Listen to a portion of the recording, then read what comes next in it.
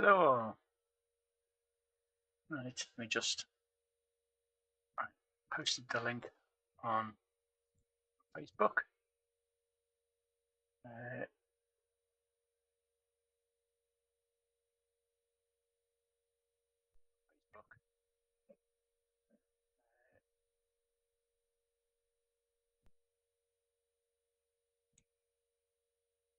Hello all. How many of you? Richard Faulkner, hi. Mark Jones, hi. Ben Ridgedale, hi. Stuart Guest, hi. Retro Robbins, Simon Bamber, Gamer Rise, Retro Robbins again. Happy Christmas.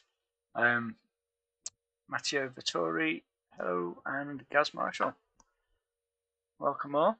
This one's going to be a bit of a weird one this week because I've not had time to set everything up because I've been so busy with work and life stuff. And also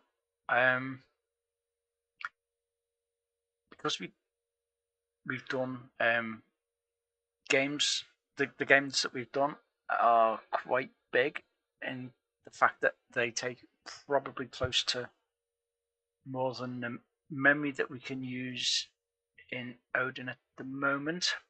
So I'm gonna do some code for basic stuff, getting sprites and things just on screen, and we'll go with our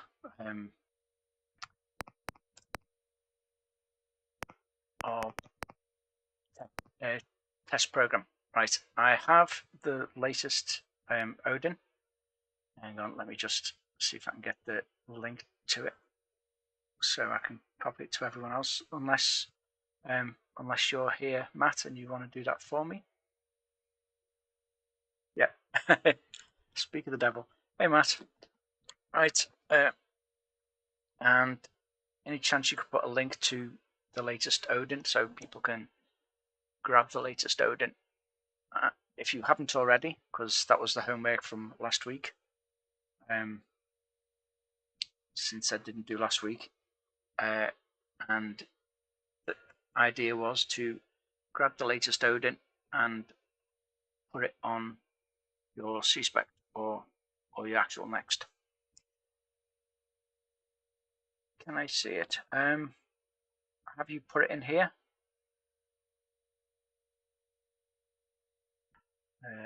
So many windows. Right.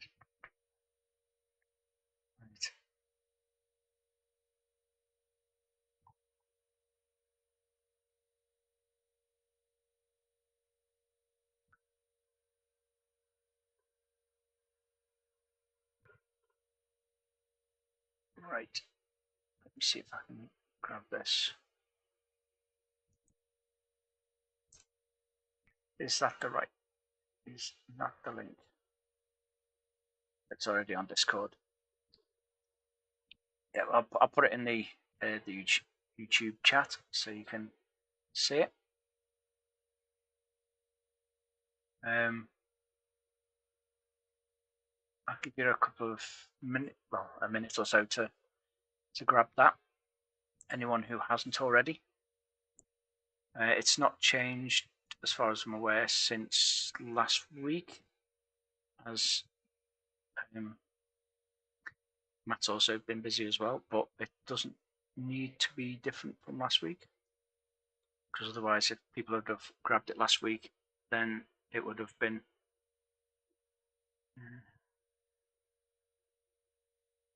oh, can no one post links here? That's a bit of a pain. Yeah, if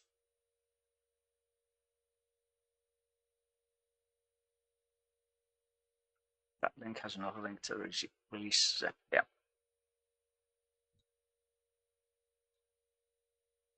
If you click on the release zip, which is in the middle of the screen when you open that up, just put it up. There we go. release zip is there. If you click on that one, you will get the file.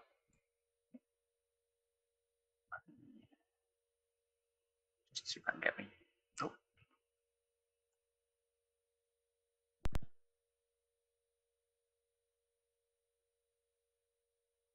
It's not Windows back. All right.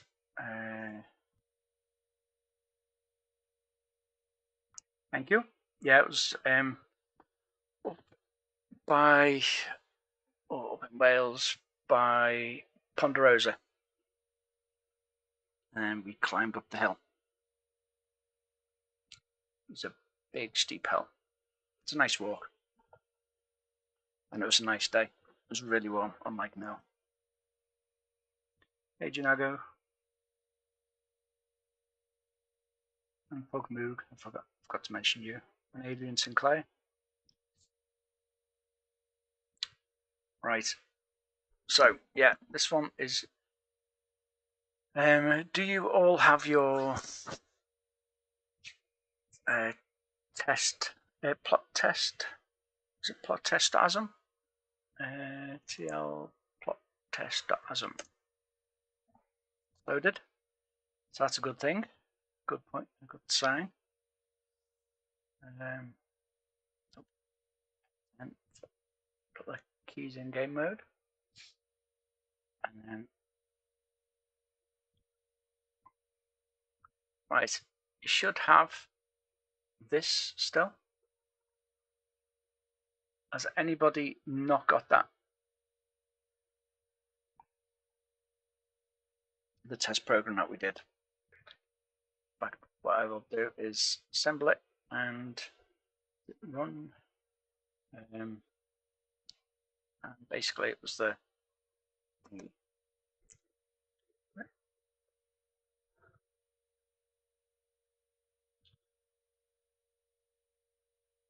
still trying to extract, no worries.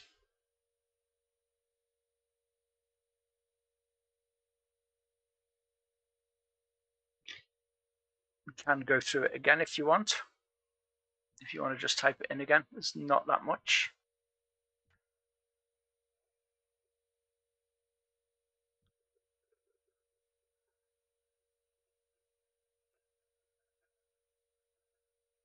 Anyone not got it?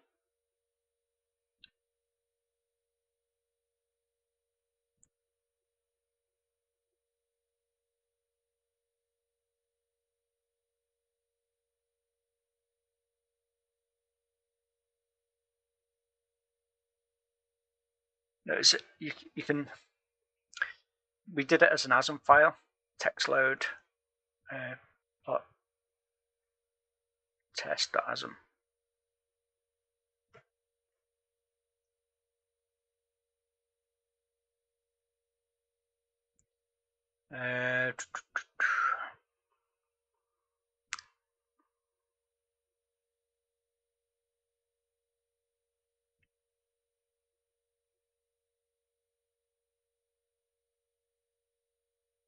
You found yours, Mark. Well done.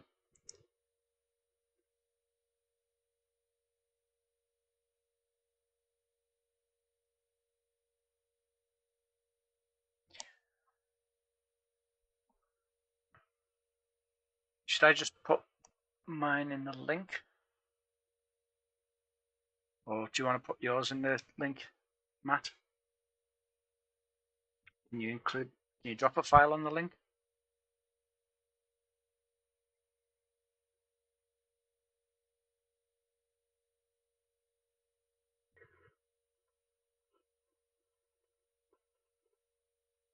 On CSpec edit is shift 1, but you have to make sure, press F10 to, oh, hang on. Helps if I'm on the right screen. Edit is shift 1, and if it's not doing it, if you're just coming up with exclamation marks, then you need to press F10 and put keys into game mode, and then F1, shift 1 will do that. Or if it's in basic mode, and it'll do that.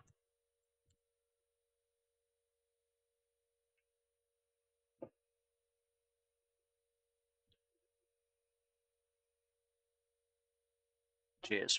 Thanks, Matt. Yes, drop Odin into dot. Retro Robbins. So that's where all the dot commands go.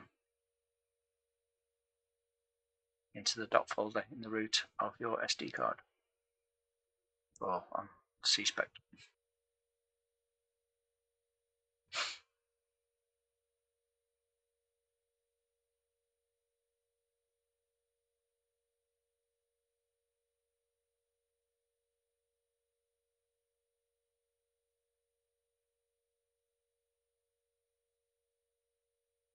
Right, hold on. Give me a sec.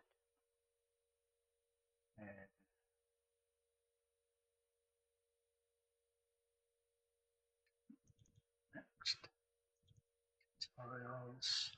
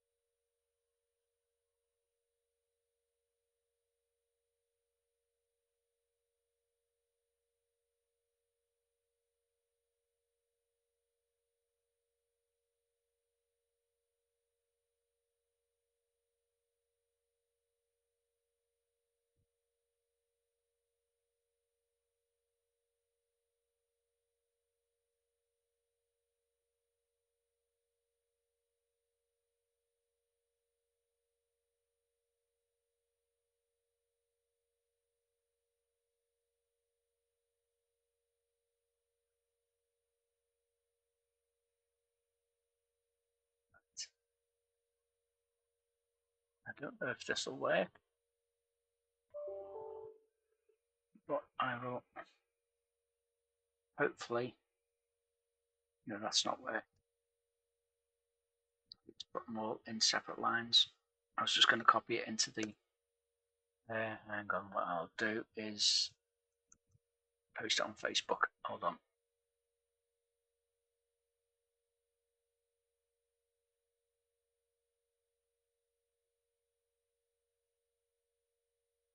Right, I posted it on the Facebook group.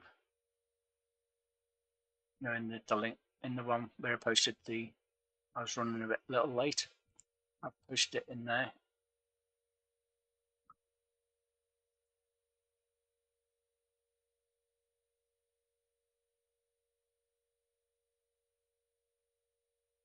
Right, I can put that in there. How's that?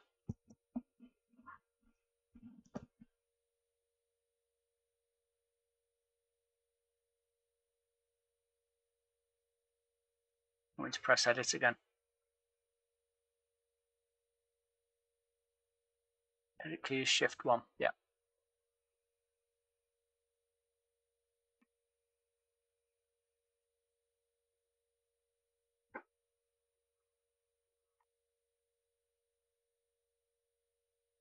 Right.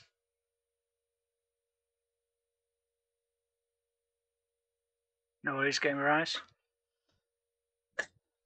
It should. Has everyone got the file? If you take that, the link I gave you, and then scroll down a bit, you'll have the text, and then you copy that to a file called plot test.asm. Do you want me to? Anyone want me to show you how to do it, or are we okay for you to do that? Show them slowly.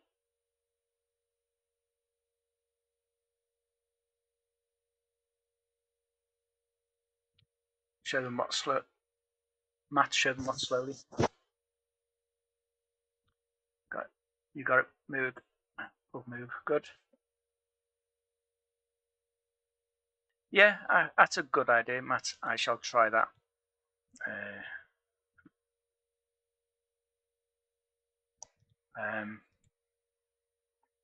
If I do load play dot ods,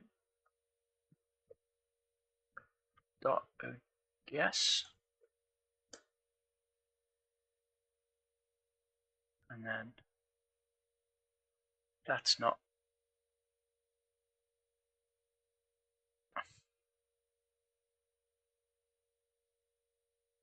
.ods.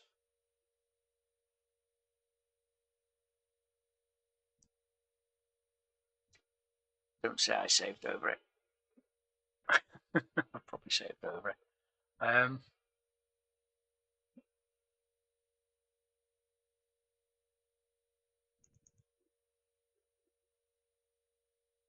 Let me just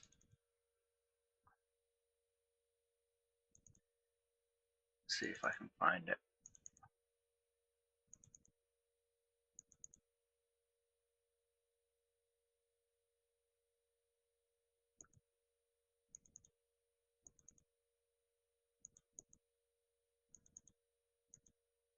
Right, I just found it.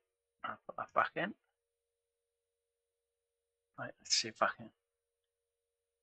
Lin.ods.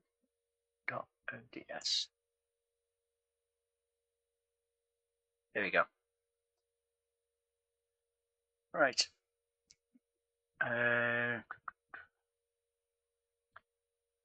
This is just a quick test to show you how to use the keys, how to use Odin, basically, the editor.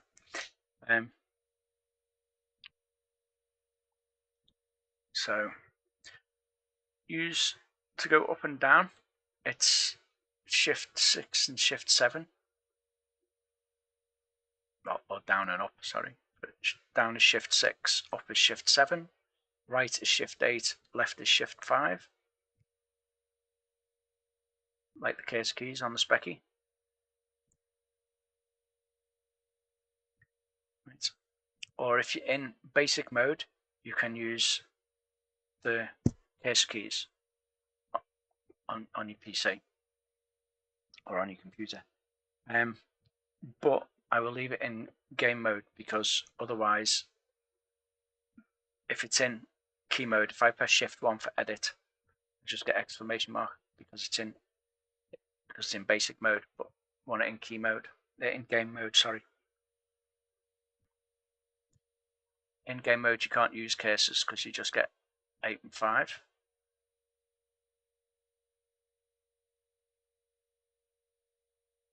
And it stops there for some reason. So that might be a bug at Matt. Let's see if I go across.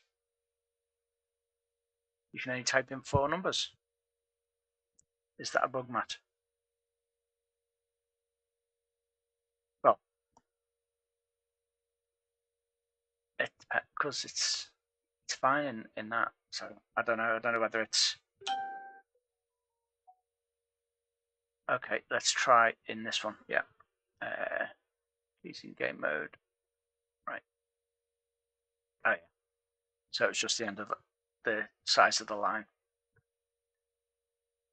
Right. So that was where you could only put in.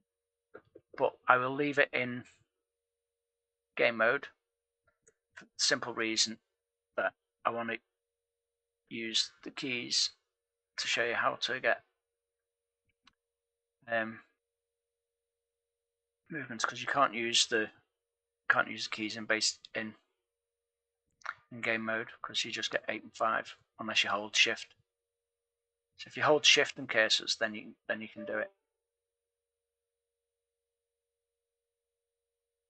But we'll go back into basic mode and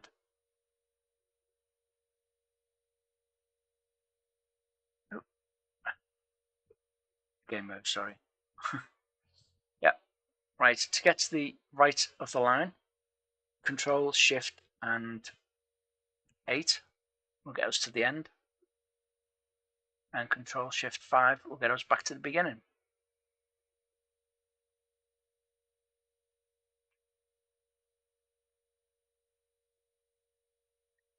The command to list the code. Oh, Shift 1. Sorry. Yeah, Shift 1 will toggle between the editor and the command line. Well, not the basic command line, the editor and Odin. Right, so is everyone up to where we are? And we can use Control Shift and 8 and Control Shift 5 to get to the beginning and end of the line.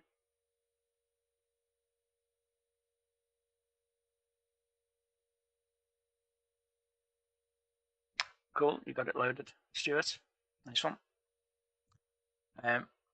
Right, so pressing Enter starts a new line, irregardless of where you are in the line. So if I go into the middle of middle of the word line there, press Enter, it just gives you a new line.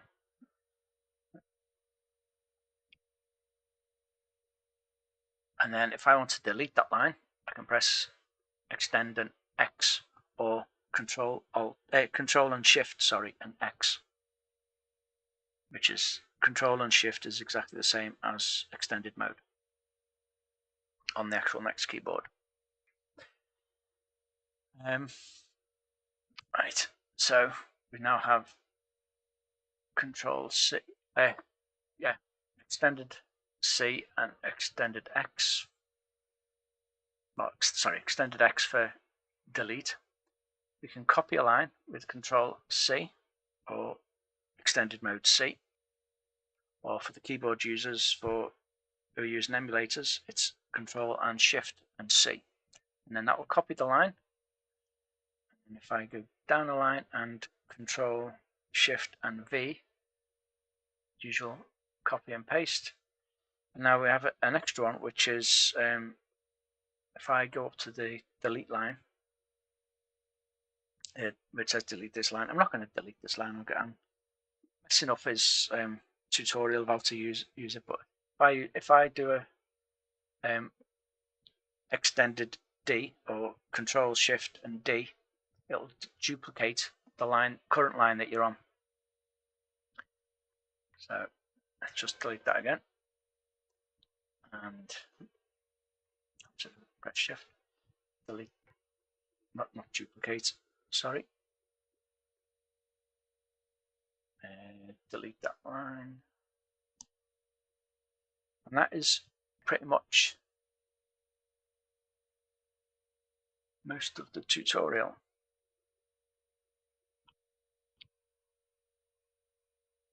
For using the editor. Right. Now, can you do N for new? No. The best way to do it, or the quickest way, is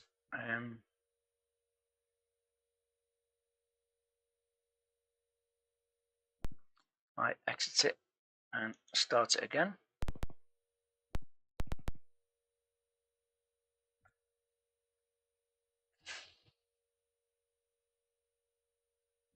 There you go. Oh, it is new. Oh well. Right. Odin.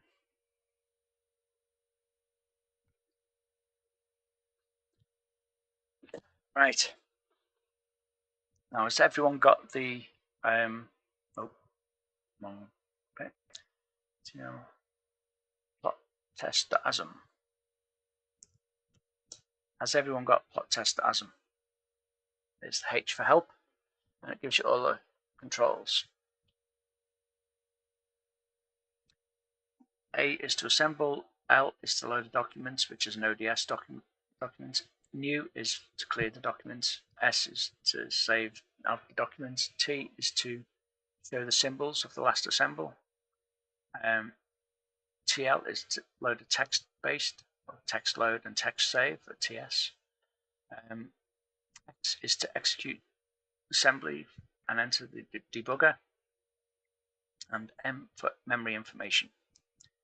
Right, and then you've got your extend Q, which is how to exit Odin. Extend L to clear the screen, O to overwrite mode, E to go to the end of line, extend X to clear the whole line, extend cursor left to the beginning of the line and extend cursor right to the end of the line. Extend delete, it's delete forward. TS is not implemented yet. Okay. Well, I'm not overly bothered by that, but thanks for letting me know. Yeah, don't use TS when you save. When we save, if I do save plot test.ods, right, I've now saved it, so I can do a load and save instead of using the text load.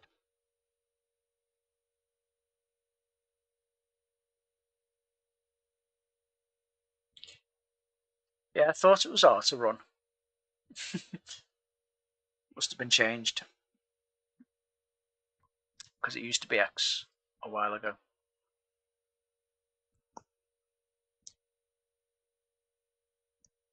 Right.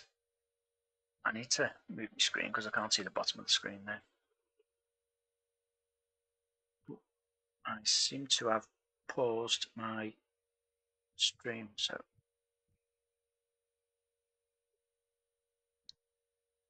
right. Couldn't see how I was up to. Yeah.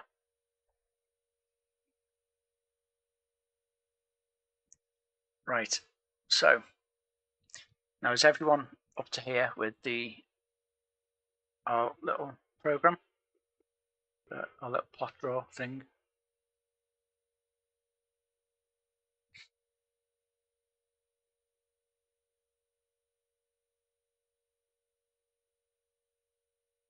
Yep.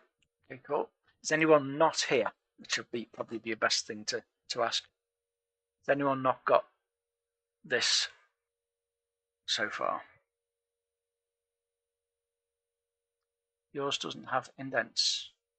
Runs okay though. That's okay. Right. Right. What we need to do is we need to, because I don't know if you can insert a line above the start. I've just duplicated it with the extend or Control Shift and D. Right. And then what I'm going to do is go up a line and go across. Why is that not doing Shift? Right.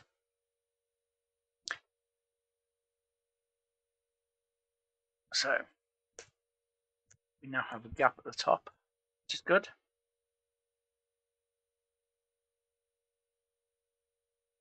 Yeah, good idea. Extend and enter. That'll be a nice feature. Opening file edit looks weird now. In what way does it look weird, Simon?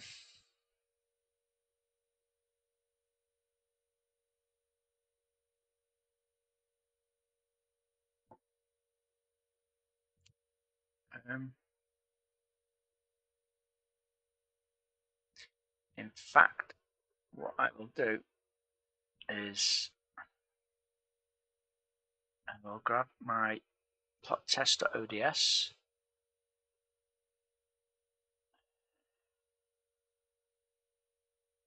Copy that back to there, to my folder.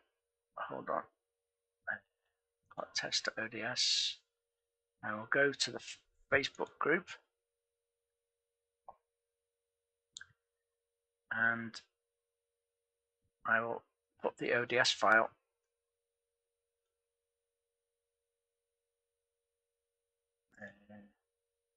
can I attach a file? Files.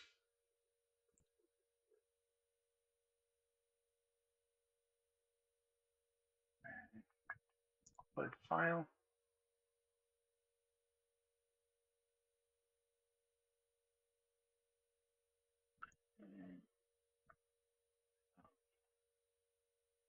Next.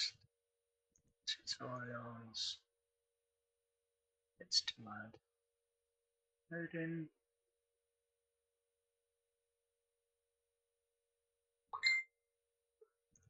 Keytest.ods.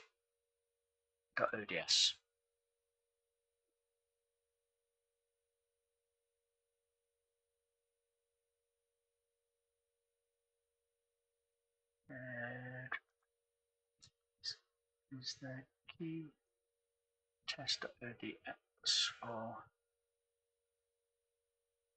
tutorial 7.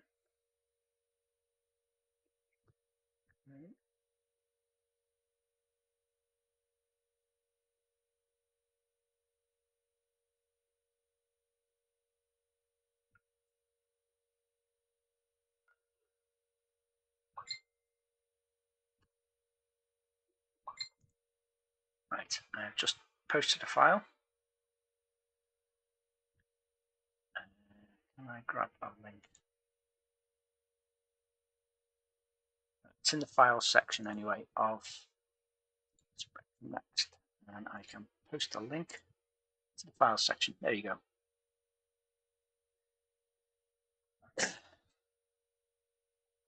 That might be easier, mightn't it?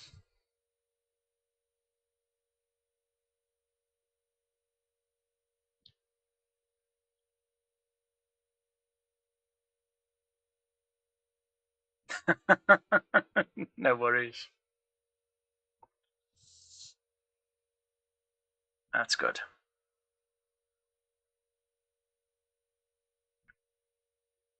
Right. So if people can grab the file that I've just posted, and then we'll start from the same place then. In fact, I will delete those 2 lines so you can go back to this. That's what the file will be when you grab it.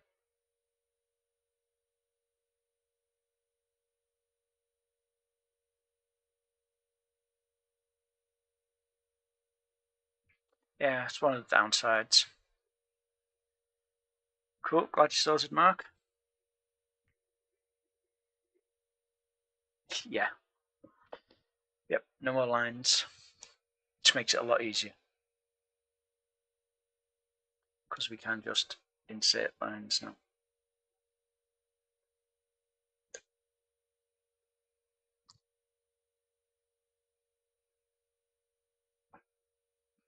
Right, anyone? We waiting on anyone yet? Are we waiting on anyone still? Or has everyone got the file now and copied it to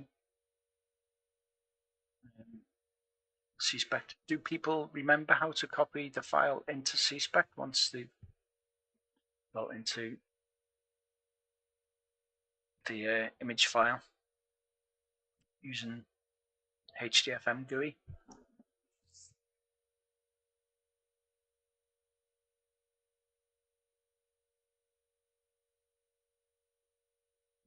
Got a couple of square symbols on it. No, I don't think so. Square symbols where?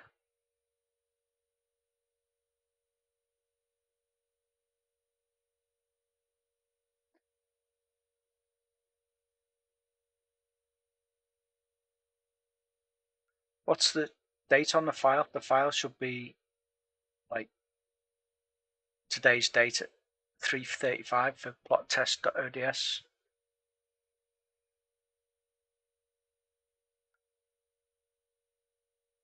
Hang on, did I put the wrong file in? Right, attach. It's key test. Ignore that. That's the old file, the old format. Let me put another file in. That's my fault, sorry. Where is plot test? Plot test, that's where it is. Yeah, that's my fault, sorry. Grab this one. That same link will take you to the files. Grab plot test this time, not keytest.ods. The keytest.ods is the old file format with the line numbers. Yeah, sorry, my fault. Wasn't Matt this time. Blame me.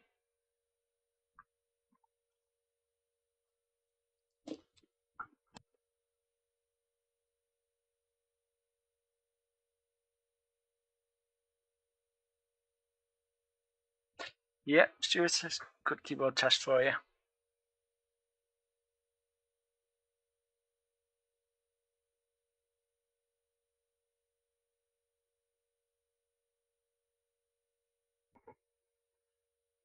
If the plot test for me works.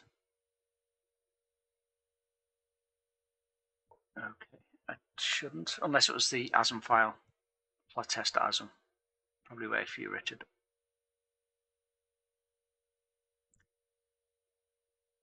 Right, so everyone has the plot test.ods.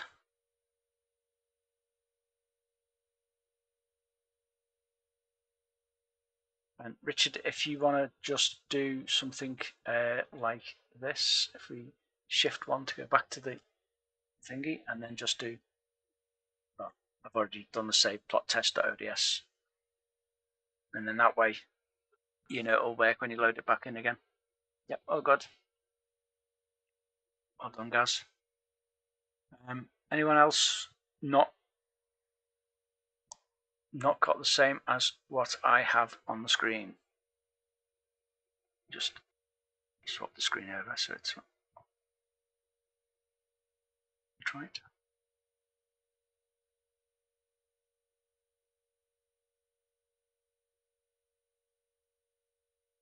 Don't press escape, it will quit out. Oh yeah, you're right, you're on the next, aren't you? Well, you're on the no-go, end-go.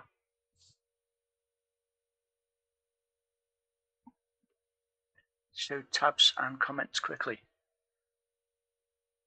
Where's tabs and comments?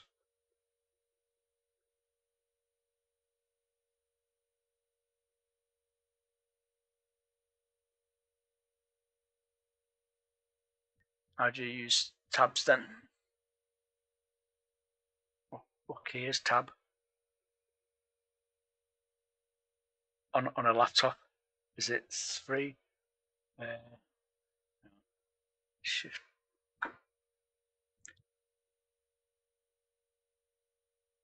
Shift. Ah, yeah. Shift 3 is tab. Oh, caps 3, sorry. Yeah.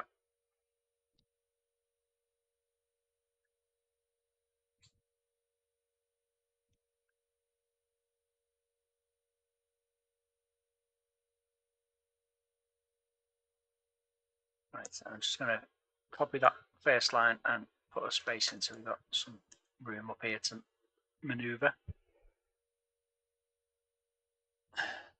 So tab is shift 3, so you can if we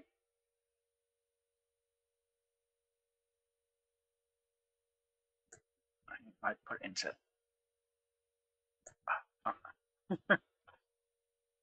yeah.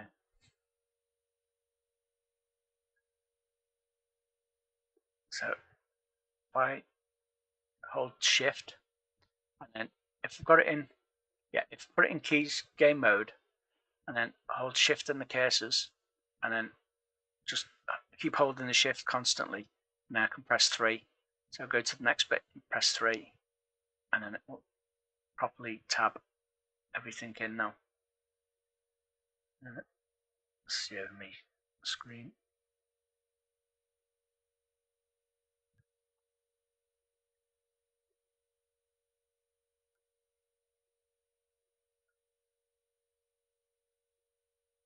Oh, it's not what I wanted to do.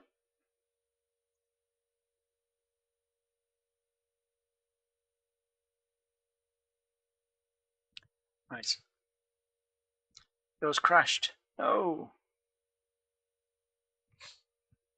Load her up again. What's the auto indent?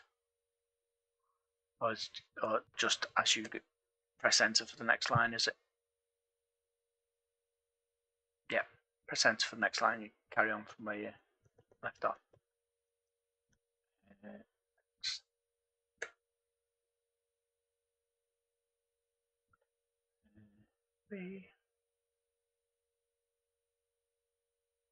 Just make this tidy. Or, please, Matt. I think C-Spec loses caps sometimes.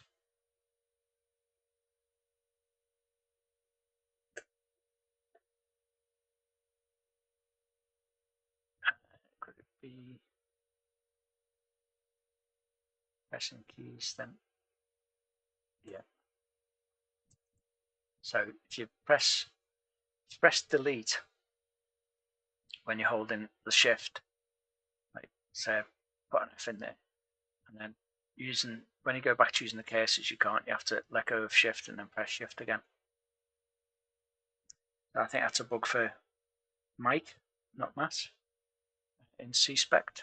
Oh, no, I pressed F3.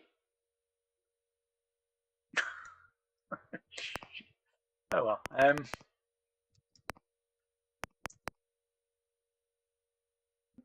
Back to the beginning for me. Load test ODS.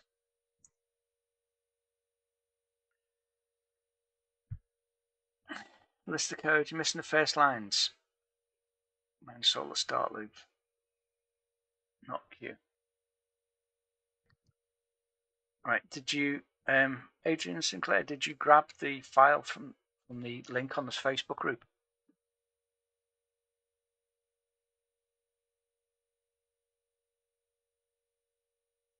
It's okay, Pugmoog. I've not been coding yet. We haven't started yet, funnily enough. As I said, it was going to be a funny day for this tutorial today. Probably won't get much done, but you never know.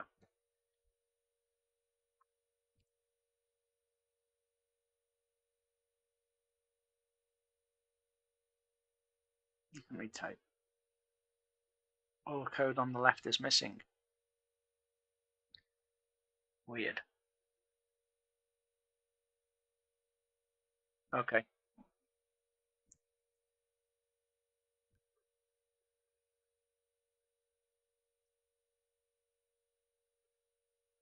Do you want to retype that then?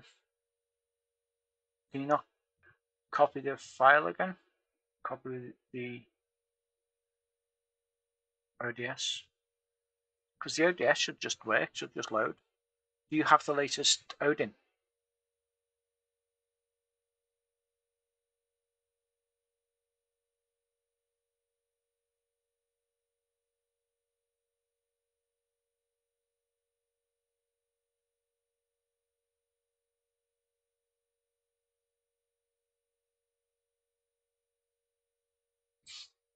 Hopefully it's just a blip. Game Arise.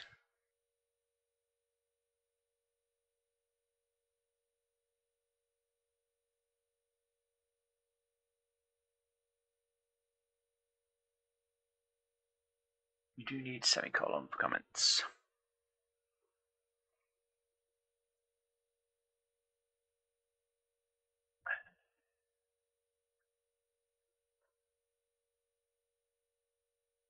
Right.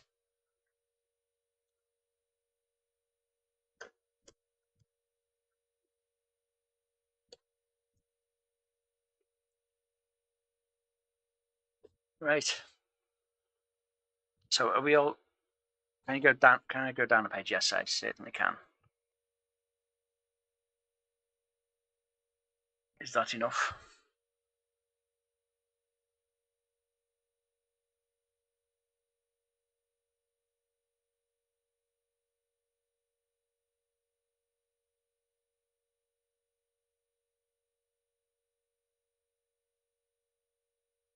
Yeah.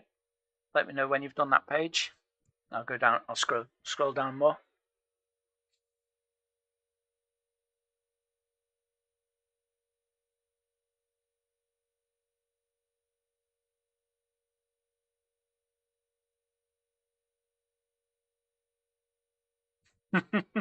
Yeah.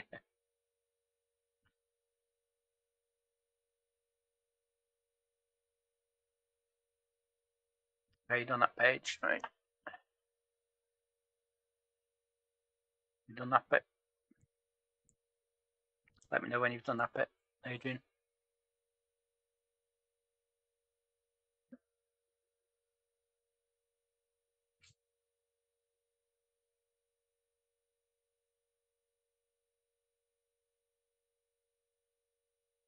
Yeah, it is much nicer. Right, cool, done that. I've scrolled down to the end.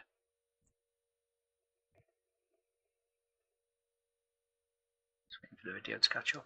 Yep.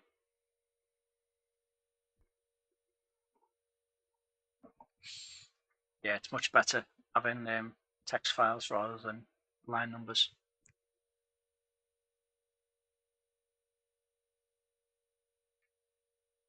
Let me know when you've done that.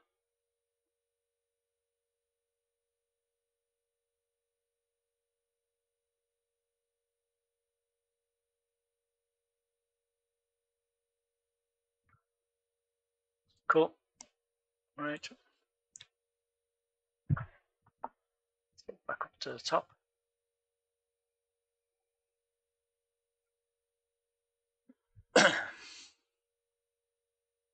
Right, now, before we go, everyone is up to date? Yes or no?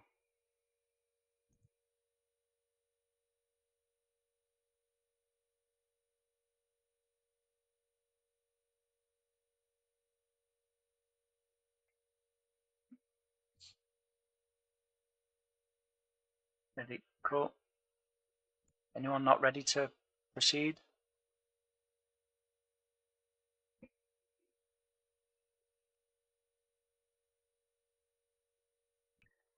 Note about tabs. First tab position is 8 files in and supposed to be where 4-letter opcodes go. In the second tab position is where the operands go, or the parameters for the to the opcodes. Third tab goes to a good position for comments. Cool. All subsequent tabs move 4 spaces further. Nice one, Matt. It's really handy. Right, so as we are all ready to go,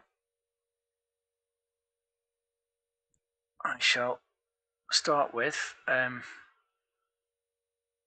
what we're going to do is we're going to add some of the hardware stuff for the next. There's some defines for the next. Right. Stuff we will add sprites, I think. So we go sprite underscore in basic mode, that should be underscore select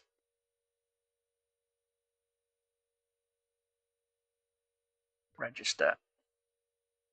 Yeah, Mike Daly, if you're listening, you know when you type in caps, if you press a button like bracket, Shift 0, and while you're still holding the shift to get capsules, you then lose the capsules after you press the bracket or the 9 or any other key that uses a shift from the special keyboard, the edit mode or the basic mode or whatever you called it. And what happens is if I press delete now or backspace or 0, even though I've still got hold of shift, nothing comes up. Well, the bracket, it doesn't delete until you let go of shift and press shift again. There's a bug for you. Right, anyway, back to these defines. So sprite, we might as well tab this out with shift, put it in the right mode, shift 3, and then equals, which is symbol shift L or control L, and then tab again, which is Shift and 3. Do not press F3. And then Shift, symbol Shift 4 for string. And the value is 34. And labels can only be 29 characters max. Yes, the thing is, it was with the keyboard, it was a relatively recent feature, I think, adding the keyboard in game mode. So it's understandable why on caps and caps again doesn't it needs to be EQ, does it? Okay, no worries. Let me go up and across. EQ. And just to make it all nice, I will Shift 3 there.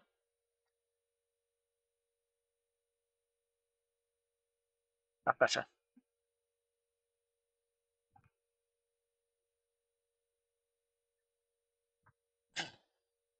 Underscore isn't working. It's Shift 0 in game. Is it Shift 0? It should symbol Shift 0. So Control 0. Matt, not caps. Control 0 is underscore when you're in game mode. In game mode. Right.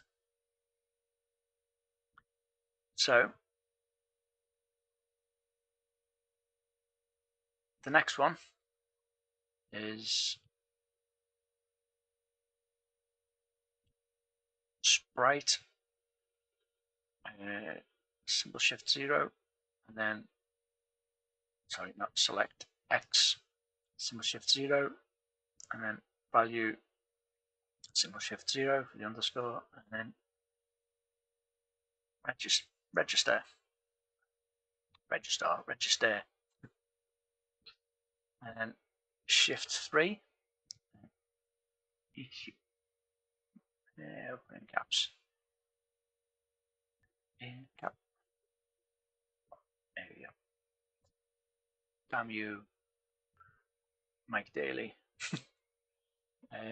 Control 4 for string or dollar. This is 35. Sprite. Let me see how many have we got. 1, 2, 3, 4, 5, 6, 7, 8, 9, 7, 8, 9, 10, 11, 12, 13, 14, 15, 16, 17, 18, 19, 20, 21, 22, 23. Right. How many did you say? 28. Right, okay, so we can't go too much more over that. Okay. I will remember that. In fact, what we will do is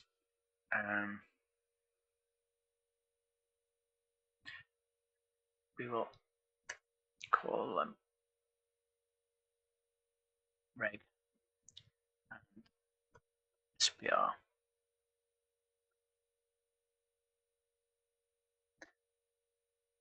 Y value reg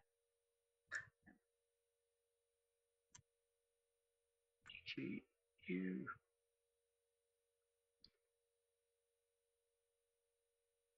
string 36.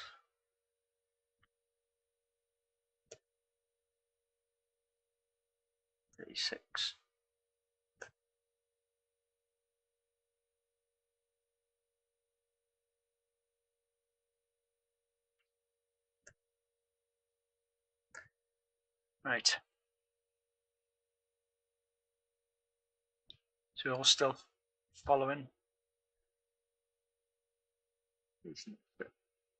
There's the next mention number 34, which functions as sprite ID.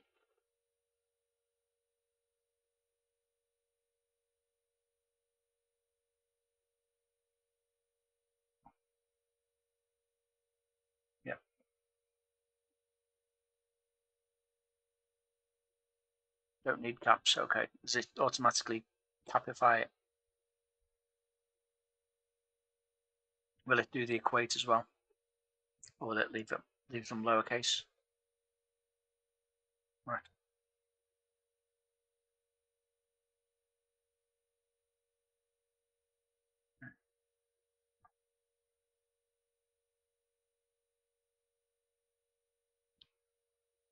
Different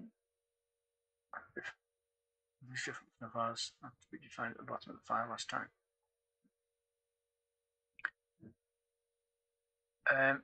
Yeah, these are the ones that we've got defined at the bottom. Is your X and Y position. They are data value. No, they are values that can change. These are equates. These are a constant. So SPR select reg will always be 34 hex.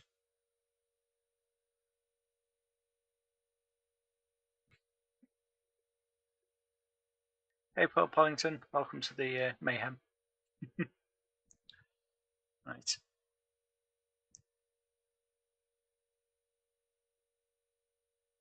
No worries, Mark. Need to make sure everyone's following and understanding, because otherwise, what's the point of the tutorials if you can't learn from them?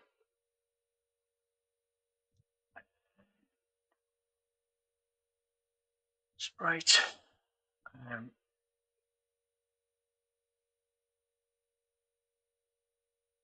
Helps if you type on the right screen. X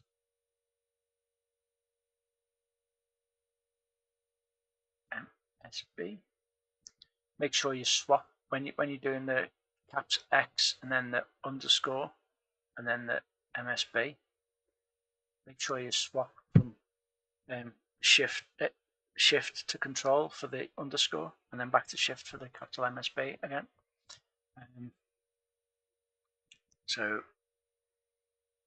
And this also has the flip bits in, so we will flip underscore reg tab EQ tab. Another one you could do, Mike Daly, is the tab. Mind you won't know if it's in Odin or not, so there's no point in doing the tab being key for shift 3. 37. Right, and then SPR underscore pattern underscore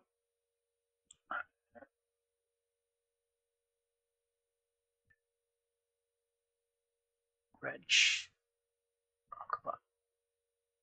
and then shift 3 EQU, shift 3 control 4 88, and then pattern SPR underscore control 0, and then attributes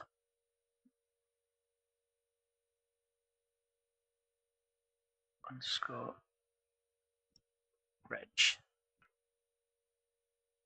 EQ string 39. Right, now with the next, you also have what we call increment registers, which are basically copies of these lines but with different addresses. So if we go up to the top and extend mode, which is control and shift and C to copy, and go down, put a space in, and then V, extend V, which is control shift V, and then do the same again for the next line down.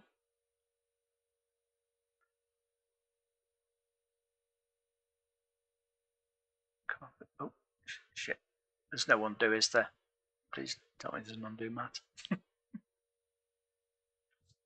SPR, and then that's Y value.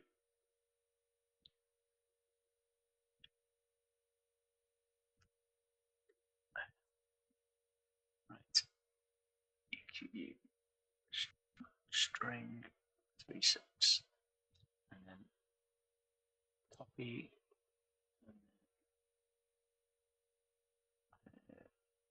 paste, and same again for that one, and paste, and same for the pattern.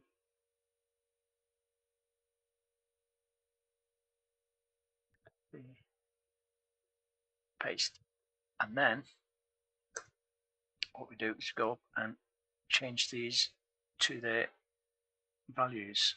Actually, change the label first. Put control 0 for underscore and then ink underneath it, and then we'll do that again for the rest of them.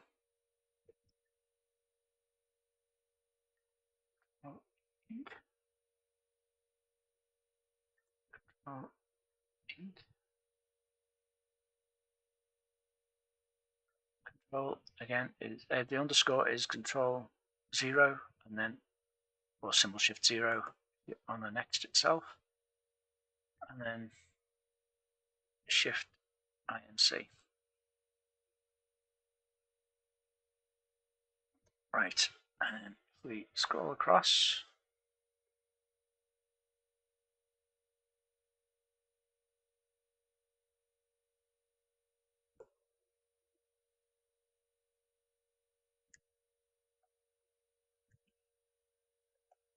right, now we should be able to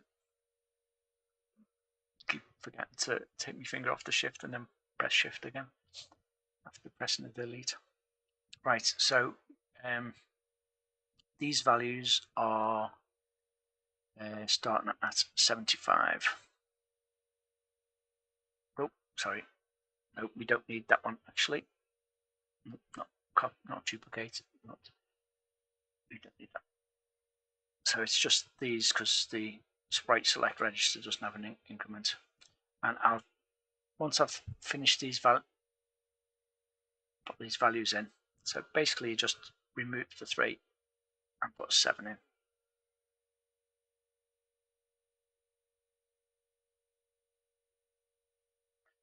Right, so 7, 5, 6, 7, 5, 7, 6, 7, 7, 7, 8, and 7, 9. Right, I'll make sure everyone's got that.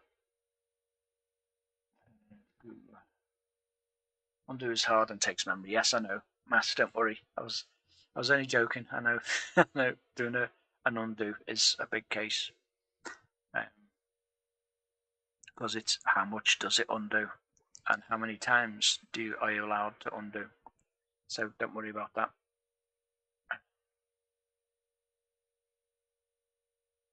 Yeah, no, it's a lot easier to type on a real next. It's just, I don't want to blame Mike Daly because it's a nice feature that he's got to allow you to use game keys and basic mode. But there is an issue when you hold shift and then press a key that is a basic key, i.e. the brackets or the delete or something like that, and it messes up the shift, and so you then end up having to let go of shift and then press it again. Yes, if you are up to date, please save. So to save, what we do is press shift 1 and then s plot test.ods.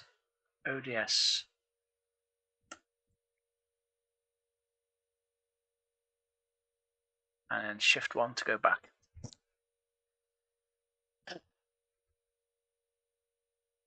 Yes, these next registers, it's in the manual, it's on the dev wiki. In fact, if I can find the link.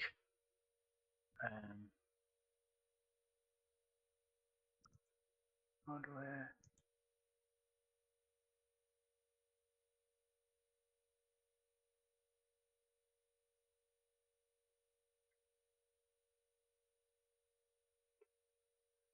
So let's do this. There we go.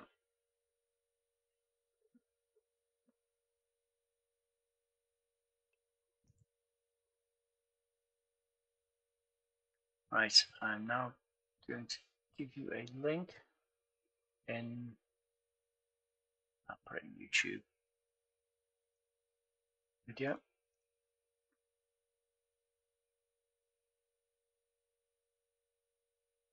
Oh, cool. Yeah, so in the editor, extend mode, which is Control Shift and S. Does it tell you you have saved? No. But I'm guessing it's saved. But if you do not know whether it's saved and you want to just just make sure it's saved, if you're like paranoid or anything, just exit back to the Odin bit and then save plot test.ods, and then you know it's going to save when it says document saved.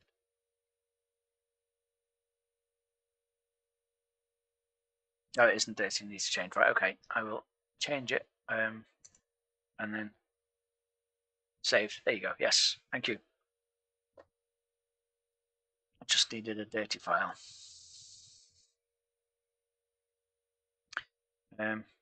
Right, now the sprites on the next have these all these registers.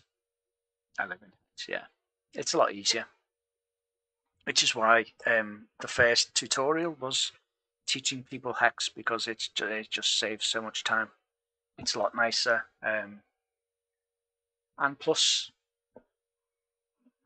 these, you'll see that this could just be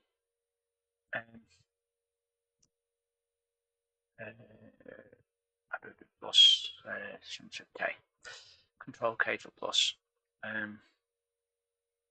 So, oh, not that one. That's not one of them. So this could be plus string 40, and that would give you the ink value, because all of these are plus 40 hex or plus 64.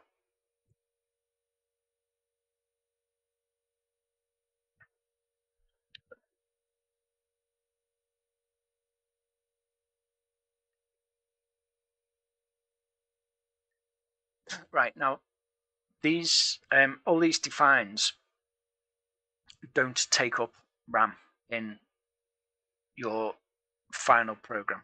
It obviously takes up RAM in the source file, but it doesn't take up any RAM in the final. Whereas down at the bottom, where we've got our DBs, XPOS and YPOS DB0, they take 1 byte each, because it's got a defined byte of 0. That one's got a defined byte of 0. Right, so they take a byte each. These don't take anything because they are just defined, just like a reference, so that you can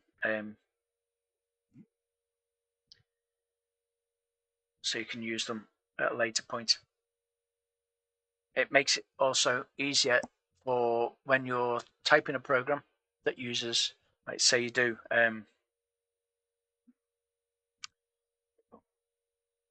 right, say we did this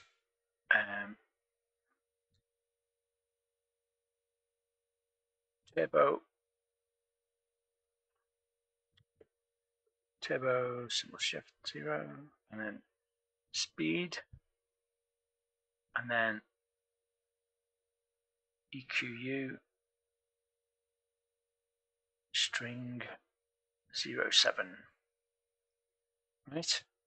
Or it could just be 7, doesn't need this the string 0, and then we can do, and then what this does,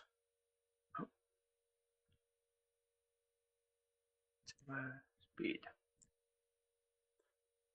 and what that does is it means that now the source is, let's just save that, the source is a hell of a lot more readable, because you now know that that next reg 7 or next reg turbo speed, 0 sets the turbo speed to 0.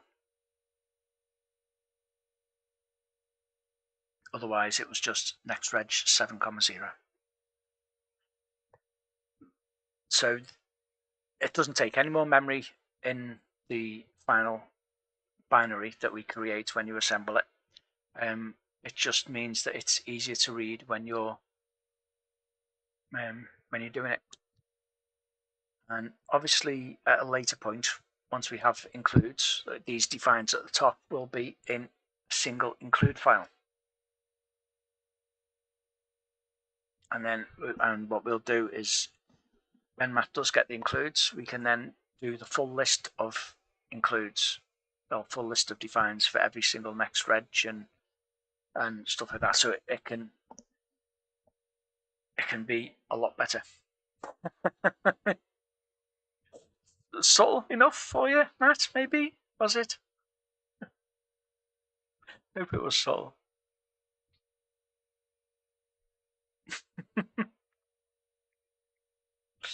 It just means that you can include it in any of your projects, then, can't you? Because you don't have like separate like file handling and I shouldn't have said that because that's another thing. But that wasn't another subtle hint. But yeah, we could do the sprite routines or screen routines, screen handling routines. All have all them as separate include files.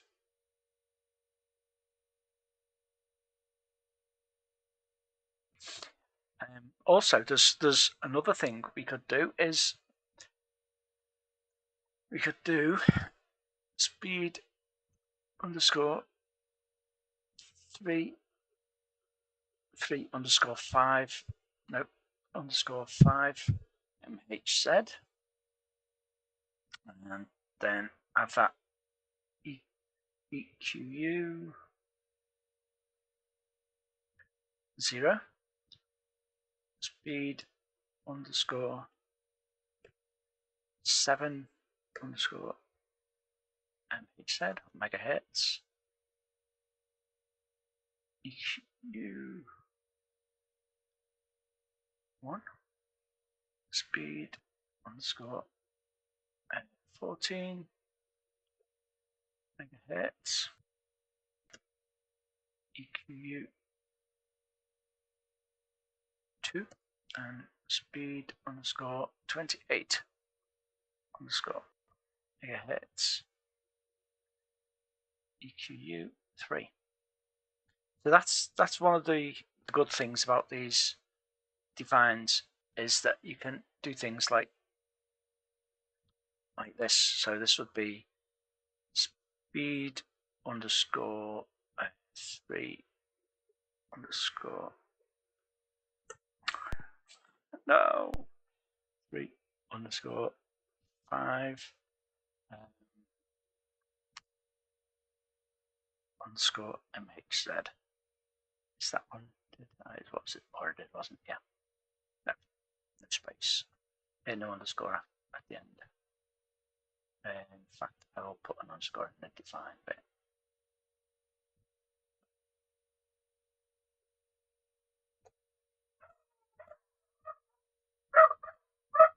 Right, let's save that.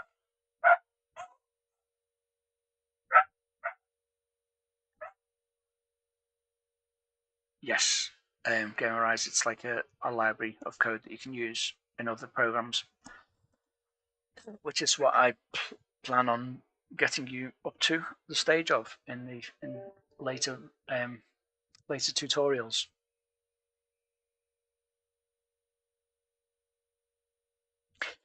Shall we see if this works?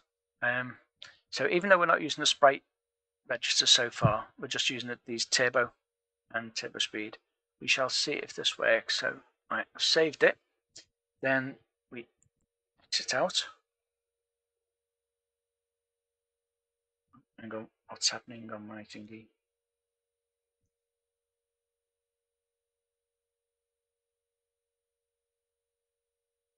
What is going on?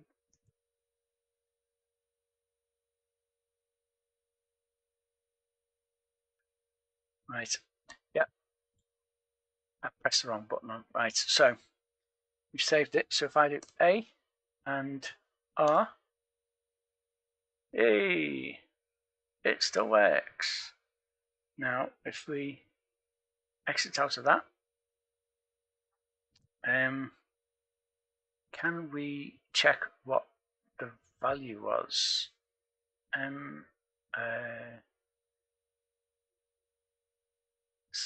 Where does it put the code, Matt? Is it 8,000? No, that's where the source is, isn't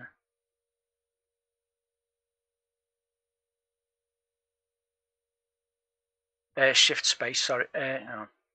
Let me run the program again. So once you're in the program, is it just space? Yeah, just space. Should exit you out of the program. Puts the code at 8,000. So how do you?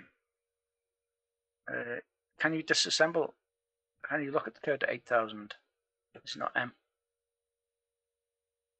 Hey, Radman.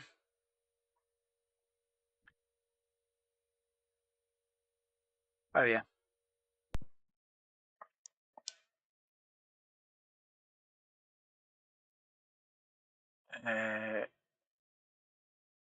There you go. ED91, which is the next reg, and 07, which is the turbo one, and 00 is the 3.5 megahertz. There we go. It is 8,000.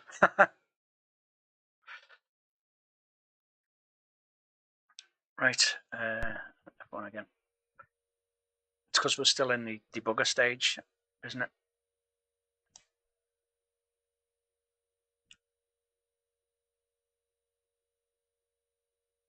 So it shouldn't be now if I press F1 now. See, F1 8000 is a load of stuff. 6A, 7.2, 7A. Yep.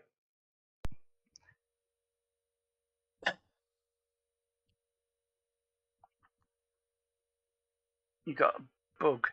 Right, so what? Let me show you what I've got at the top. That's the top of my file. So, Adrian, do you want to check that you've got what was the bug? What's the? Is it when you assemble it?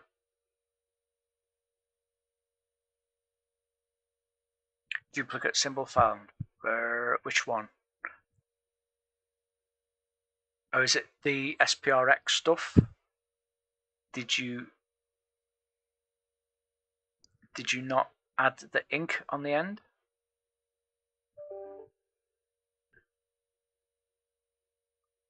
Yeah, it just means you've got one line, the same name. Or is it? Have you got two SPRXs?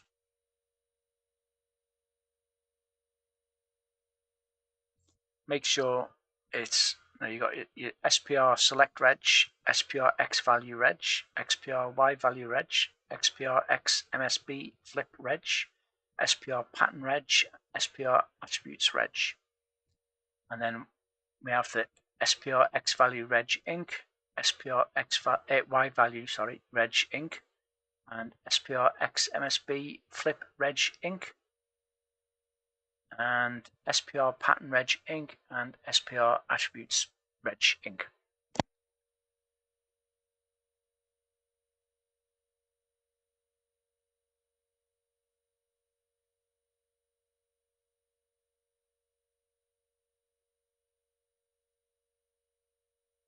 Yeah, it doesn't show line numbers on the error.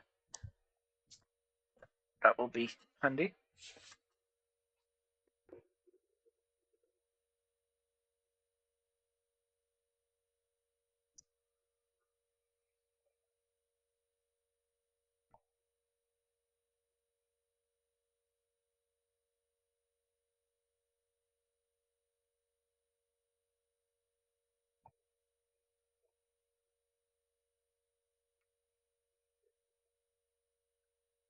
Right.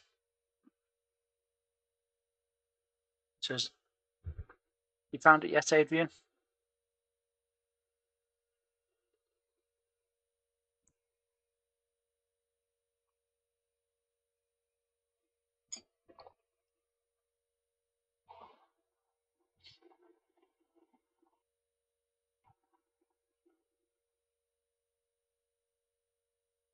That'll be a handy feature.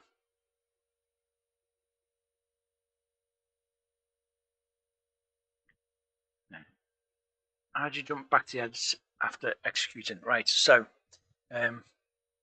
basically, once you're in that mode, you press Shift 1 and it toggles between Odin and the editor. So this is still Odin, right? So if I do H, it's still the Odin screen. Clear the screen, and then so if I assemble, then run, and then when I finish, press space, it exits back to Odin, and then and shows you all the registers. Well, most of them.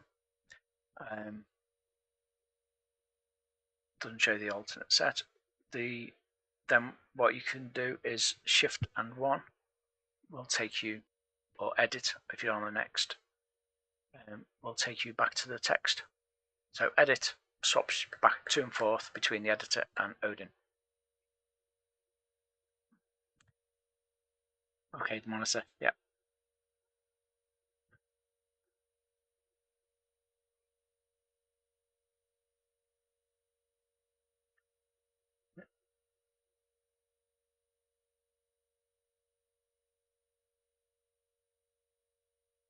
You wasn't on live.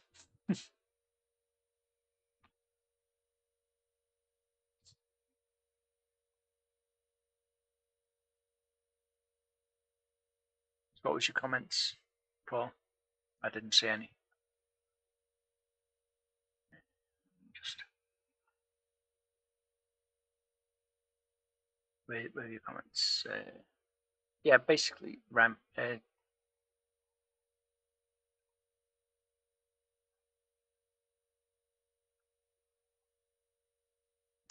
Yeah, as you can see at the top.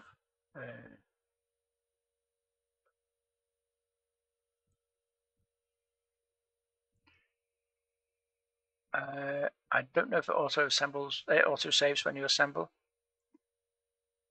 Does it, Matt?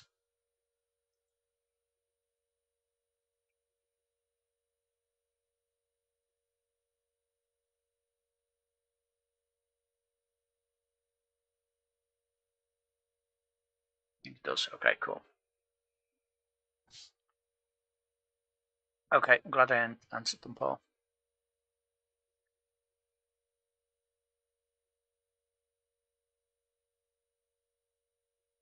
How do you delete empty lines? Alt, extended X or Control Shift and X. So if I put in if I put in an empty line here, Control Shift or extended mode and X, get rid of that line.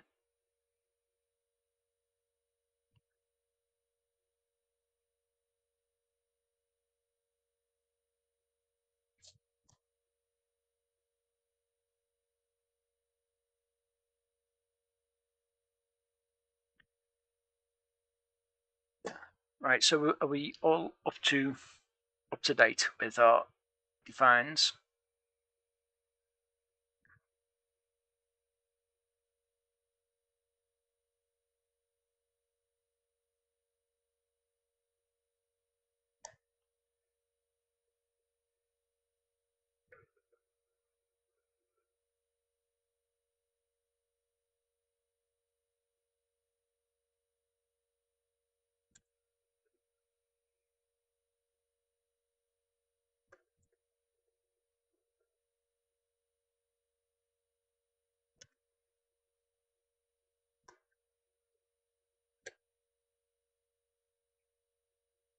Yep, okay, all good. Right, Are there any more? Right, we could define the we could define these BC, but I won't do that at the moment because it's already like 4:30. Right, what we'll do is we'll change this to be plot pixel, and then now that we've got it as I think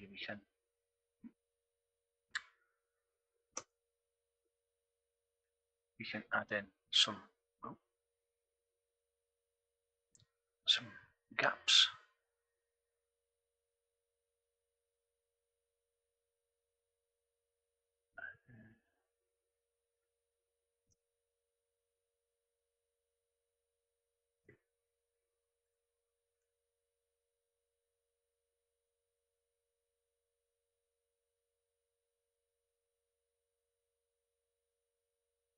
Just tidy up a bit.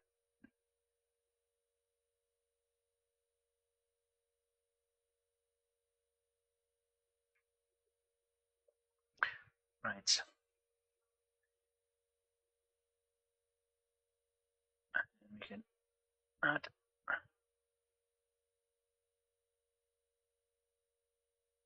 sprite.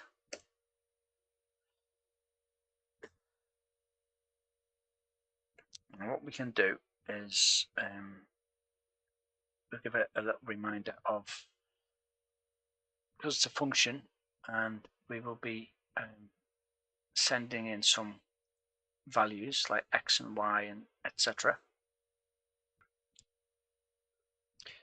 We will we're only going to be doing 256 color sprites for the moment.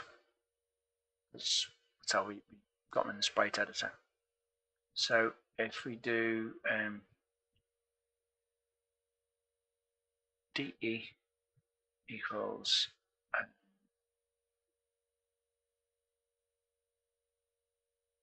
sprite X L. The reason I'm using DE for the sprite X is because the screen is wider than 256. So, well, because you start off like 32 pixels in before it comes off the border and into the screen. So you need to have more than 8 bits for the X position. There's an extra bit in the D for the X high bit of the X position. So L for the Y position, sprite Y, and then we will have C equals sprite image. We should put commas in there, shouldn't we?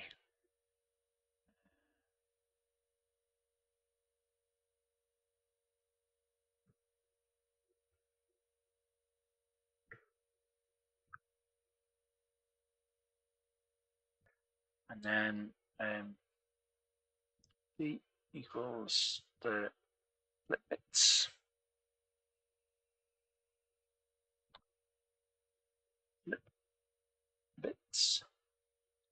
And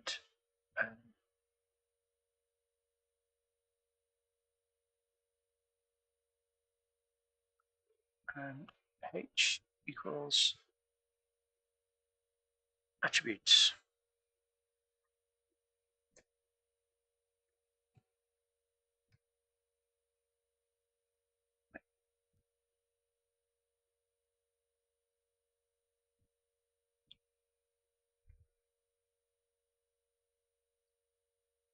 Yeah, for anyone who likes the code to be nice and neat, which we can do,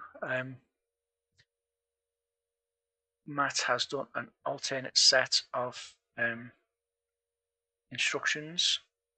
They do exactly the same. It's just the actual naming of them is the naming convention has changed.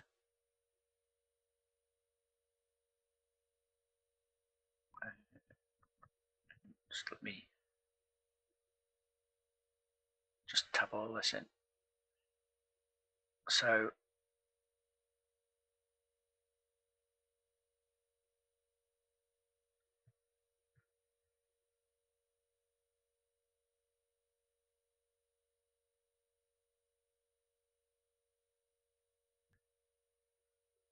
did you change call, Matt?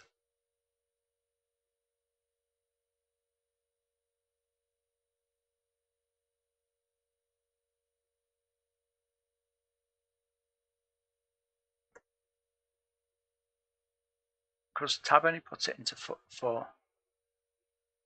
Hang on, no.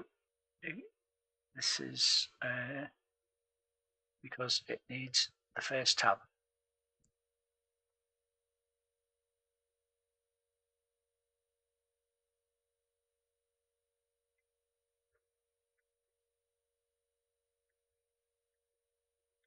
All right.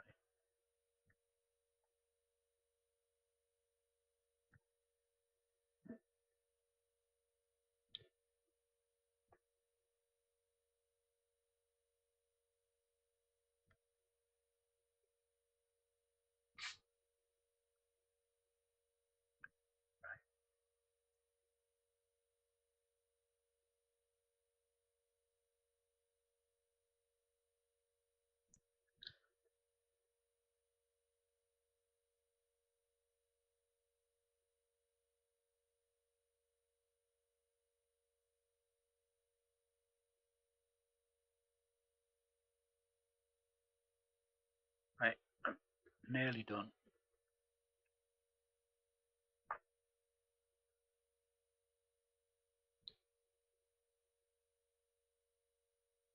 It's best to have it all nice and neat. It's easier to read. I've got a screen in front of another screen to look over the top, in case you're wondering why I keep moving forward.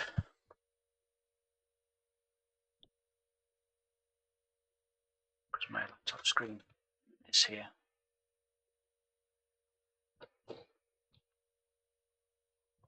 Right.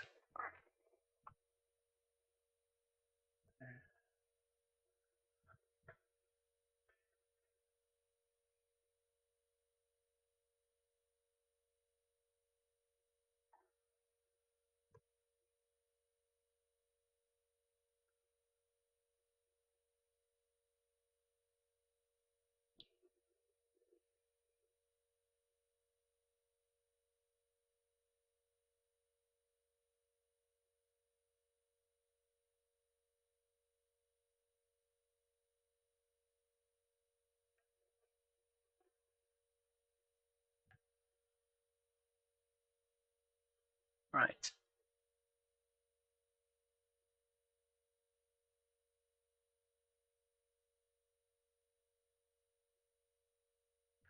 Right. Now, yeah, don't press F3, whatever you do.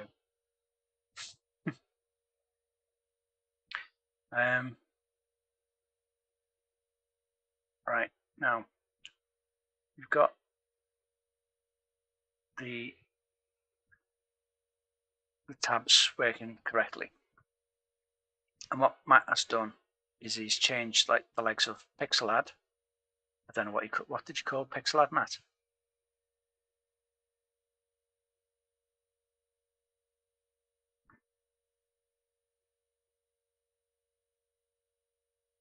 PXAD, right? Okay. So he's called it PXAD, and then what about Set AE?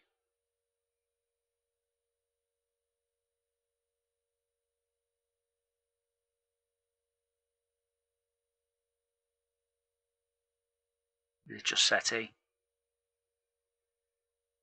STAE. All right. Right, and as you can see, that now fits all neatly in. What's the next reg?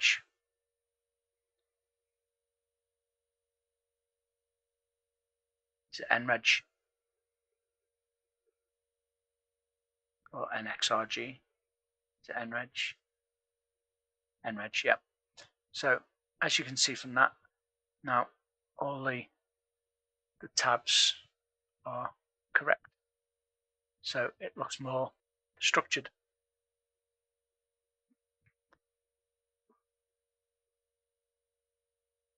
Right. Now, as everyone up to where we are, everyone followed along. 93 code along behind, so okay, no worries, mate. Paul. Catch you later. Good luck catching up. You've got until next week to catch up for all the other from 3 to this 7.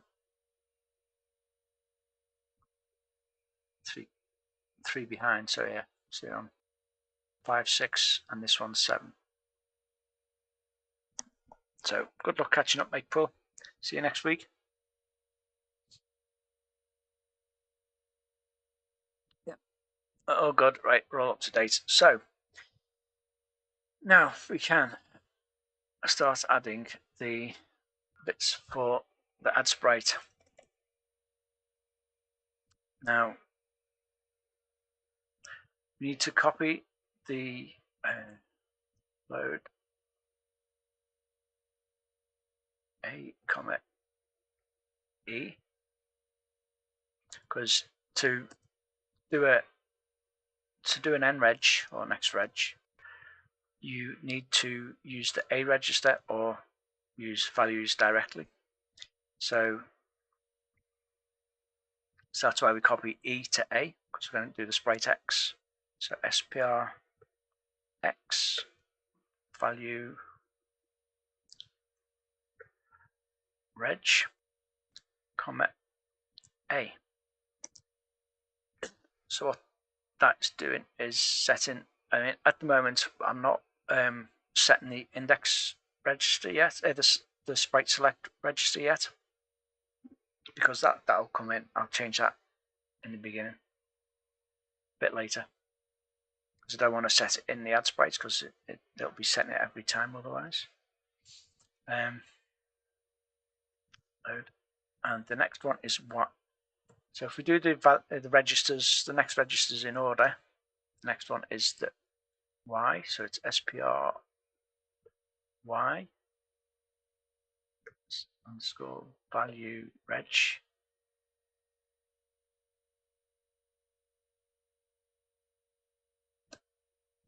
And then now we want to do load a comma d, and then and it with 1, because we only need the top bit of that, and then or b, which is our sprite flip bits and stuff. And then no, sorry, no, it's the MSB, sorry, and or with the flip bits, yeah, so it is or B with our flip bits, and then nreg SPR underscore X underscore MSB underscore what did you call it? Just MSB flip. MSB flip, or yeah, MSB flip reg.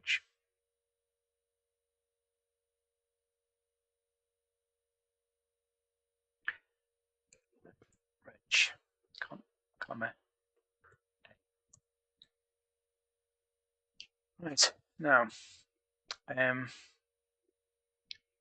now we need to do the pattern register, which is, let me check what the bits are so I can tell you them properly.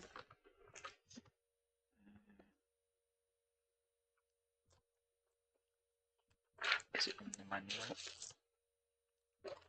That's basic. If I go to the website on the link that I sent you earlier,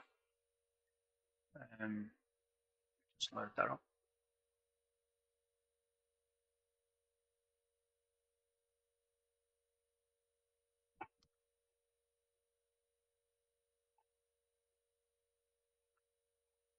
If we scroll down to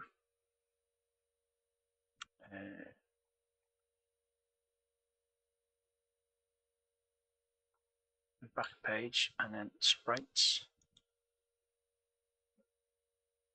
So specnext.com/sprites, and that gives you a really good detailed explanation of the next reg values that we'll be using. I shall copy that a link to here.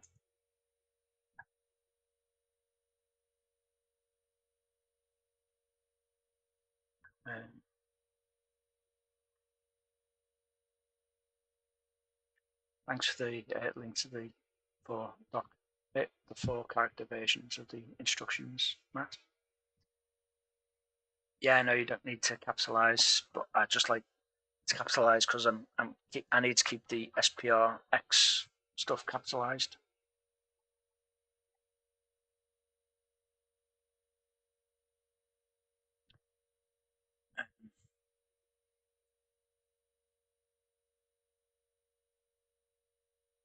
Right, so let me go back to that link.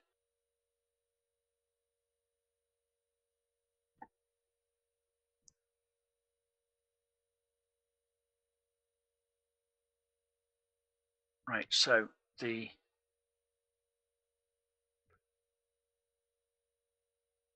attribute 3, which is the fourth one that we're doing, which is the pattern enable. We need to set our pattern, which is C, and we need to set some bits. V to make the sprite visible. So if you go to sprite attribute 3 in that link that I sent you, you got the V, it sets it visible. E to enable attribute sprite 4, so we need to set both of them bits. Although not that we need to set the fourth bit because we don't need to scale it or anything. So for now we'll just keep it with these. Actually, no, we will send the fourth bit so that we're not missing any bits out in case something else changes the scale, which will mess up our sprite data. So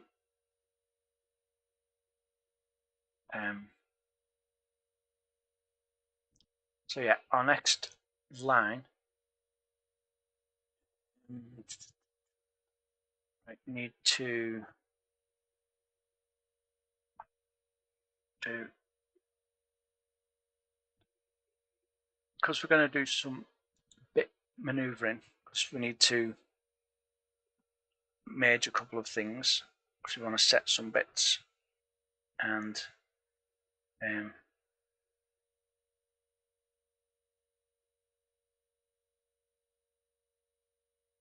so we don't need to. We can probably just do load A, comma C, which is our sprite image number, and then we will or string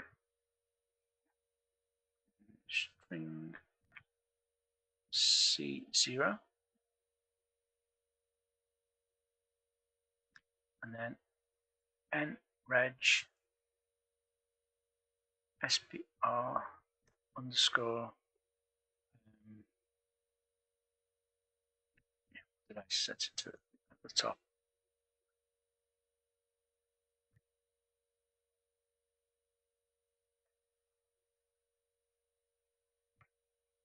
pattern reg. Yeah.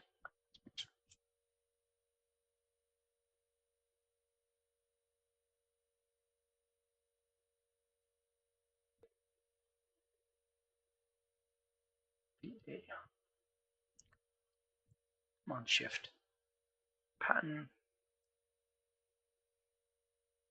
reg, comma A. And then we need to do our last one, which is the attributes. And if you look at sprite attribute 4, we're not doing it in 4-bit mode, so H is 0. N6 is the 7th bit of the sprite pattern when in 4-bit, so that will be 0 as well. And then T is 0 because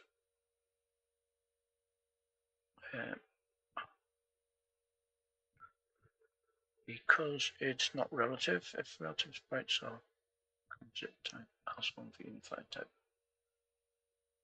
So we don't need that. And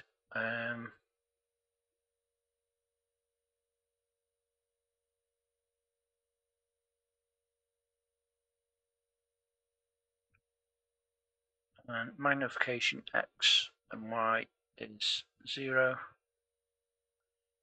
but they're part of our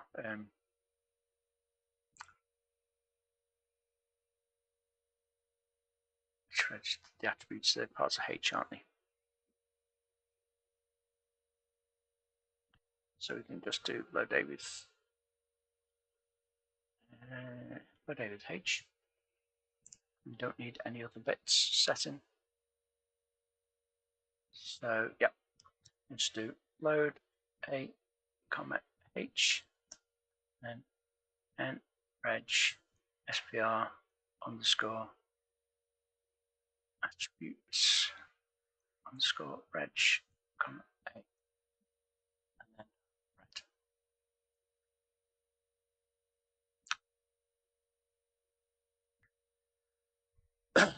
right, so we just check that we've got all E, D, L, B, and C, and H. Yep.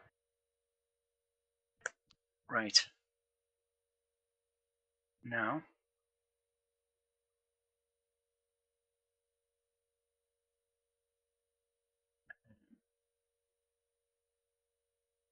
actually, I'll leave that. Call that big plot still.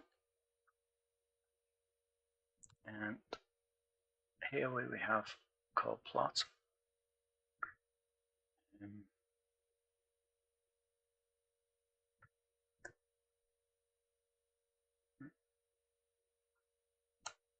I shall comment that line out.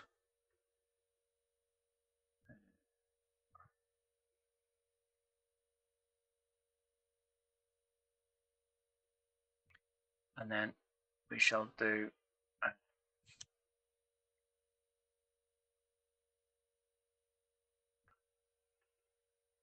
actually comment this whole lot out because that is changing, because that is using D and E as XPOS and YPOS. In fact, no, I won't. I will leave them in because they're going to need that for the code. Saves adding them back in again later. We shall change the position of where we draw it. So what I'll do here is load A, comma, brackets, XPOS, and close brackets. If anyone's using a keyboard and they're using the game mode, open bracket is control 8 and close bracket is control 9. So it's a bit weird when you type in on a keyboard, which has the brackets on 9 and 0. Right, so load E, comma A, and load D, comma 0, because D is the high bit. the high byte of the X position. And what we want to do is bring it on the screen because we're using the X and Y pos as a pixel position of the screen. So we need to add DE, comma, and 32. Load a comma bracket Y pos close bracket. Add a comma 32, and then put that in D, and then load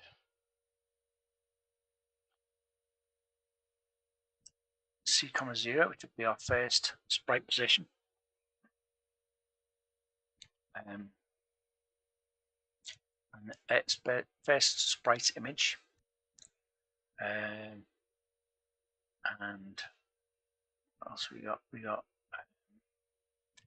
B is our flip bits, so it's load B, comma.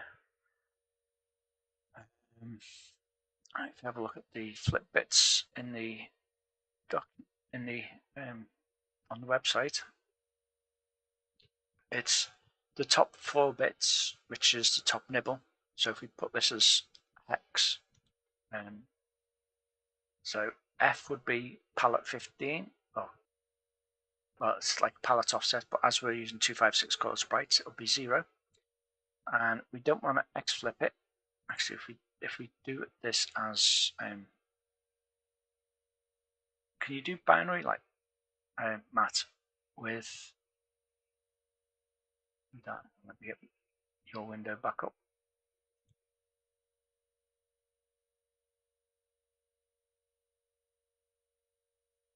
Yeah, you can use thingy for binary.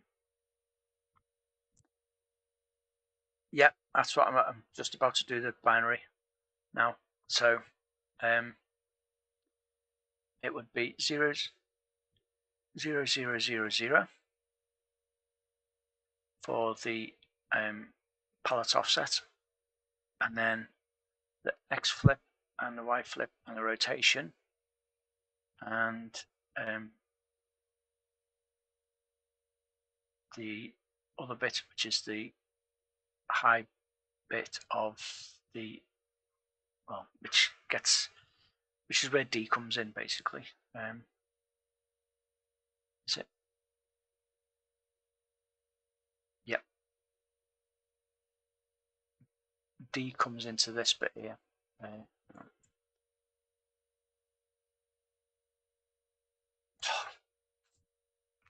D comes into this bit. So, and then load D. Oh, sorry. Y is L. L is the Y position. And we need to do H now, which is the last one, which is, yeah, I will add comments describing these things that we're adding.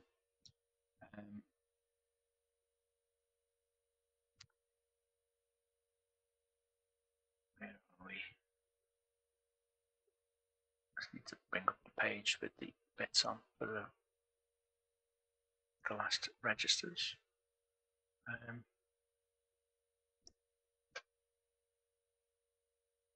Yeah, H can be 0 as well.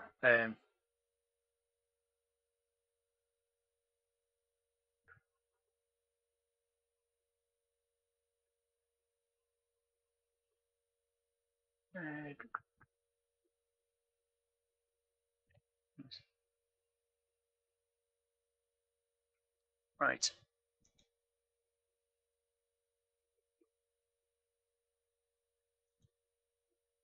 H can be 0 also. Right.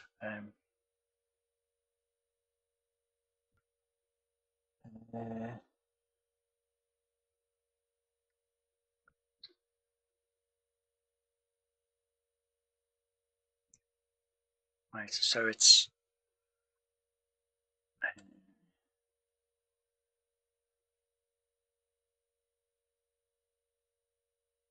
first for equals color offsets, comma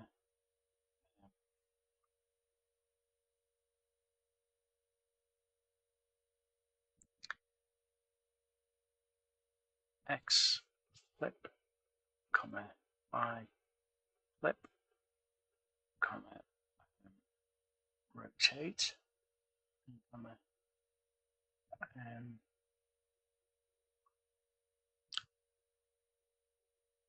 it's the x8. It's the top bit of the exposition. I can't put anything more. MSB X. Right. So is that clear enough for you? Basically, the color offset is mainly for when you're using the 16 color sprites, and what that will do is that will be a selector of, because it's a nibble, it's like 0 to F, and it'll be 16 colors, 16 palettes of 16 colors. So it's just sets which set of 16 colors you're using in the palette for that particular sprite. And then go back. So these first four are the X. It's a shame you can't. Any chance you, Matt, you could add the ability to put an underscore in the hex, so you can do that, so you can split them up, and that would still register as a proper legit hex value, like a legit binary value.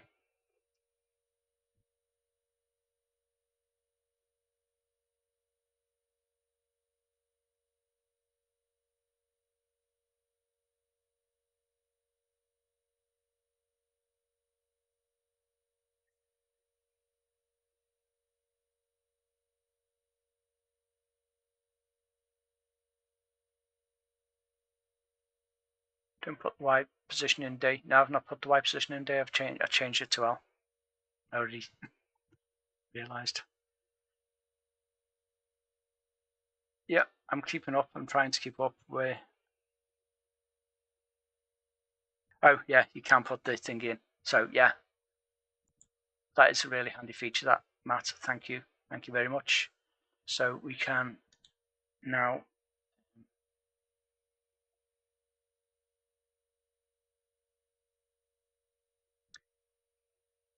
finally, if I can just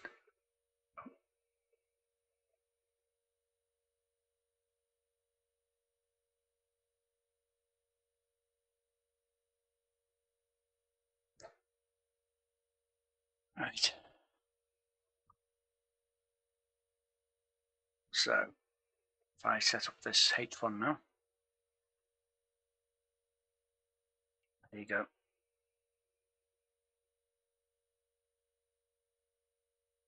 Yeah, it is excellent for dealing with NextReg stuff, isn't it? Right, so let me just get the page here. So these next attributes are actually, we shall do it with C as well, because let's see, if I put this in here, 0,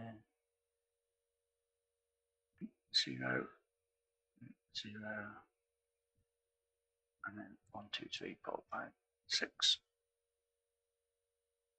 and then semicolon, it is visible, comma, enable attribute 4.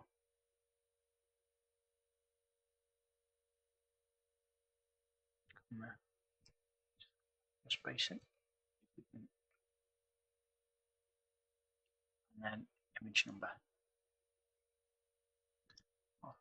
263. Right, so that should be a lot more readable. Then we need this last one. So it's H, and then that one, and then that one, and then that one, and then that one. So it's 4-bit, comma,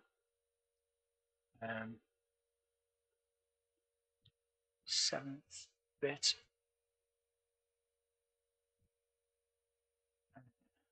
so it's image MSB.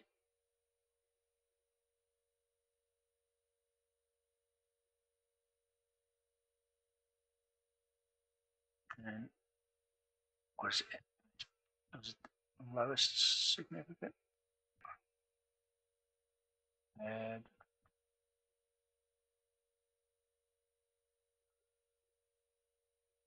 It's the lowest bit.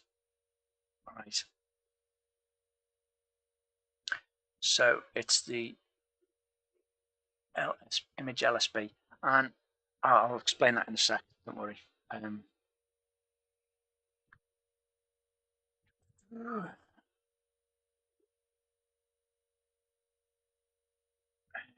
T relative.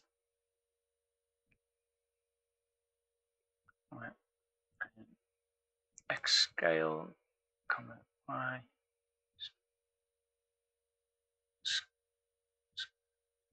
Scale,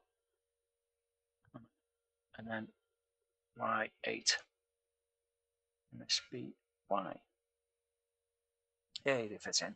Right, now let me see if you've put any messages.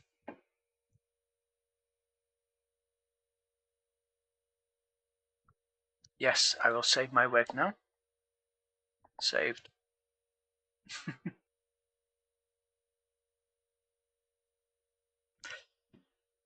He's surprised. It hasn't blown off yet, Matt. How ye, oh ye of little faith in your own work. It doesn't blow up that often. Right, now these is 4-bit stuff. Sets the sprite mode for that particular sprite to be 4-bit. So that's when you also, instead of having sprite numbers 0 to 63, you have sprite number 0 to 127, because each of the sprites are only half the amount of memory that the 256 color sprites take up. So effectively giving you twice as many sprites images as you do in BASIC. And then if you go to the next one, which is the image LSB, which is the least significant bit, because it is 128 bytes for the image, for each sprite image rather than 256, you need the image LSB, and it sets it adds 128 bytes to the offset of where it grabs the sprite image from. So if that is set, it will use the second half of that sprite, because I'm trying to think of a better way of wording this. Right, you've got your 256 bytes for a sprite, and we can have 64 of them in the sprite RAM at once. So so say you use the first sprite in 256 color mode. When you use it in 16 color mode, the first 128 bytes are one sprite image, and the second 128 bytes are another image. And the way you reference the second image in that one image of 256 bytes, you set the image LSB. So although we won't worry about it too much for the moment, for now, because we're not going to be using many sprites because it's time's getting on. I will go into it in more detail at a later date when we start adding a lot more sprites.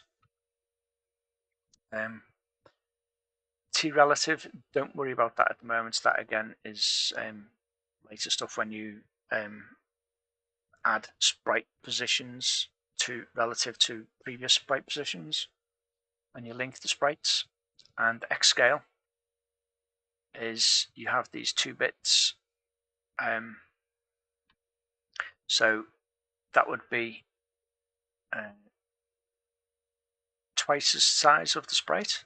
That would be 4 times, and that no, sorry, 4 and 8 times, yeah, and that would be 8 times. That's 4 times, and that's twice the size. So 16 by 16 would be that'd be 16 by 16. That would be a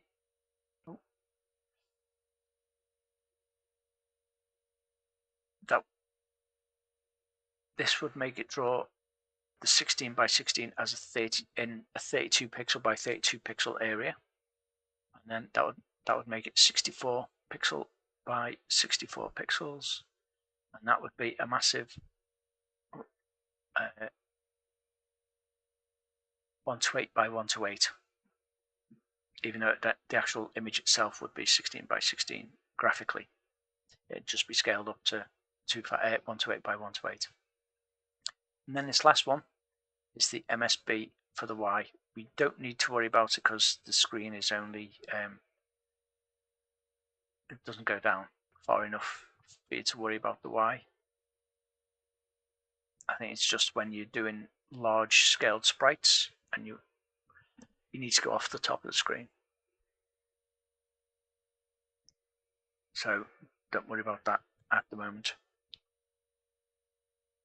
MSB, most significant bit, and LSB is least significant bit. So it's the highest bit that you can set for that value and the lowest significant bit that you can set.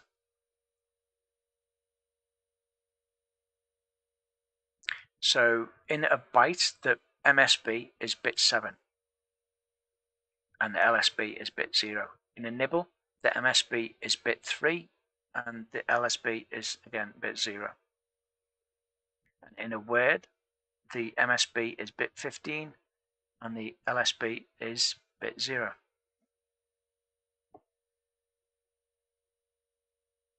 Has that cleared it up for you? Or most significant byte for 16-bit words, yeah. The most significant byte is the high byte, and I usually use high byte and low byte for words, not MSB and LSB, because I usually have MSB and LSB for bits. Yep, makes sense, cool. Right, now, so we've set up our registers ready to call, so we can do call add sprite. It was called add sprite, wasn't it? Yep, add sprite.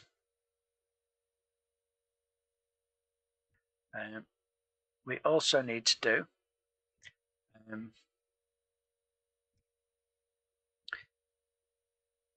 nreg and then spr underscore, what did we call it? Select reg.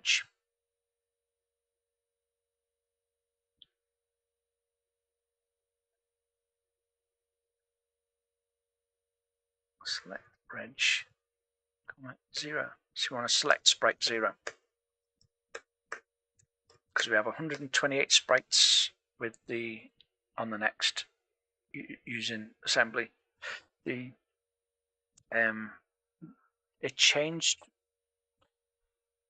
a little while ago now, but the next basic hasn't been updated to have 128 sprites, I don't think, yet.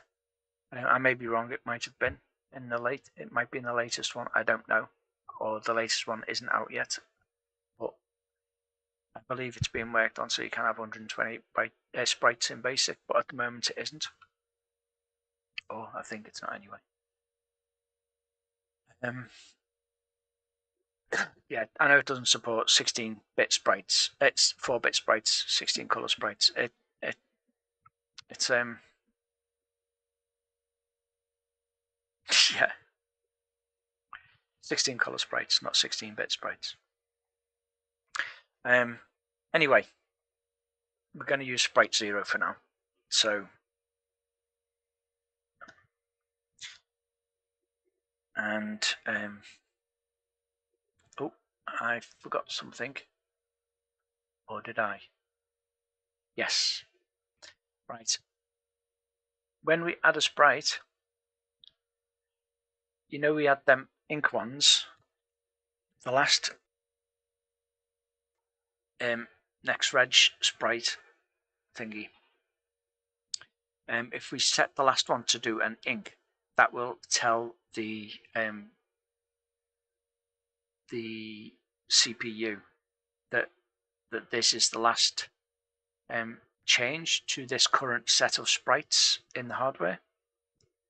So it will then point the next, anytime you do any next reg, like SPRX value reg or XPRY value reg or the MSB, it will be on the next sprite, so it'll be sprite 1 because we're currently using sprite 0. So that next NREG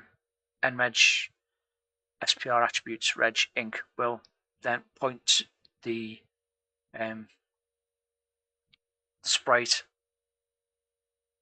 It'll basically do an inc on this value here, on this select reg, but internally you don't actually see. No, this byte won't change, but internally it will then be working on sprite.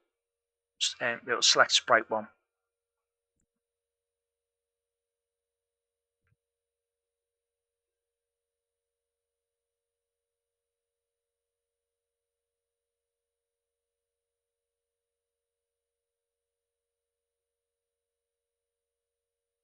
Yeah.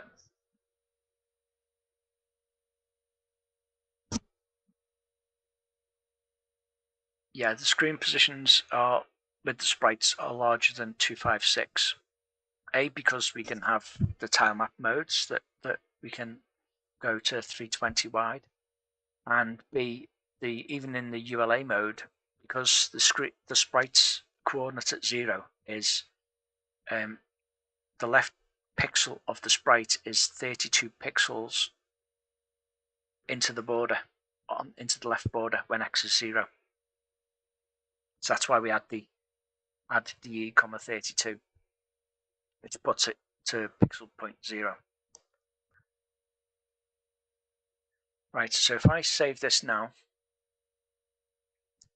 and if I run this, we probably won't get anything because we've not got any sprites, but I just want to check just to see, make sure it assembles and everything, and yeah, it's running, it's just that we've got no sprites. Now, is everyone up to date where the code is? Does anyone need anything going over, or before I go on to the next bit?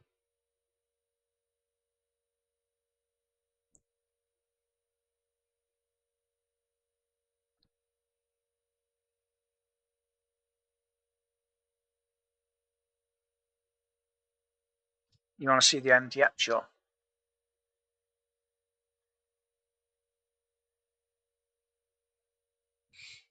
Which is the add sprite bit. Yep, no problem. Put a comment and then DE equals sprite X, comma L equals sprite Y. I'll try and say this a bit slower so you're not saying, hang on a minute, I can't type that fast, or whatever. So, line a comment, DE equals sprite X, comma L equals sprite Y.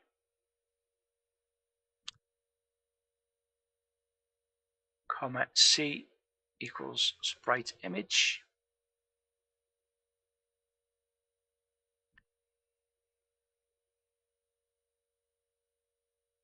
Gamerized, that's excellent. That means it's working if you got nothing on screen apart from the couple of bytes that we set at the beginning.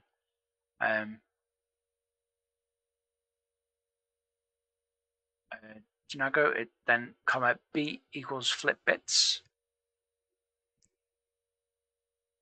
comma H equals attributes. Oh, you're done. Okay, cool. Well done. Means you don't have to go through reading the rest of the lines. Right, now what we need to do, we have got ink bin, haven't we, Matt? You did say we have ink bin.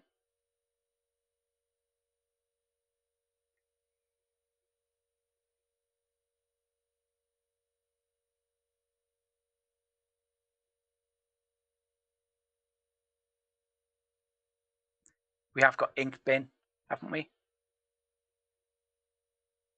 No worries.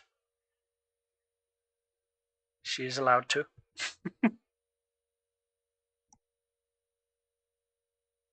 Of course, she takes priority.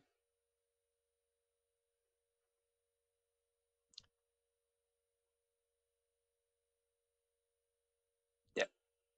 I hope it works too. Right, so what we're going to do now is extend Q, which is Control-Shift-Q, which will exit out of Odin. Then hopefully we can do dot spread it, and then my sprite, my SPR dot SPR.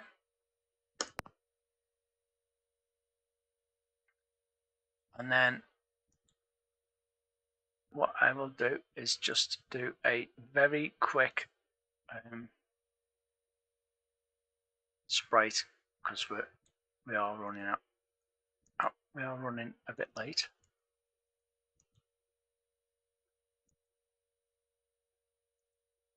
If anybody wants to get food.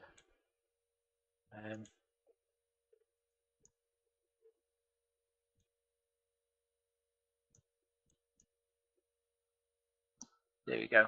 There's our sprite. Not a very good sprite, but it's a sprite. Right. And if I save that, Shift S, and then symbol Shift Space to exit back out, and do a cat to make sure we have the last file as my SPR. And then .odin again.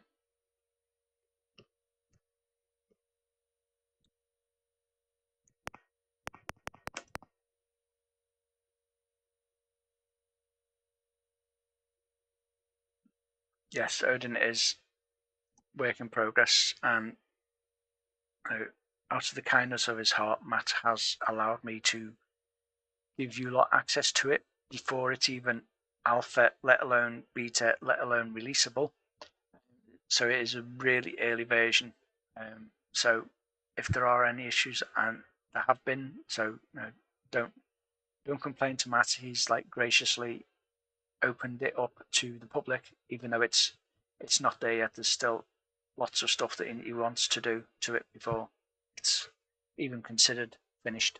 So it is like really, really early pre-alpha.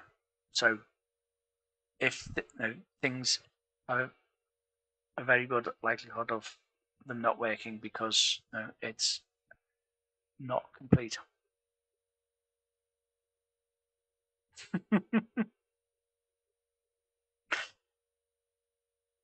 The developers do, Lee.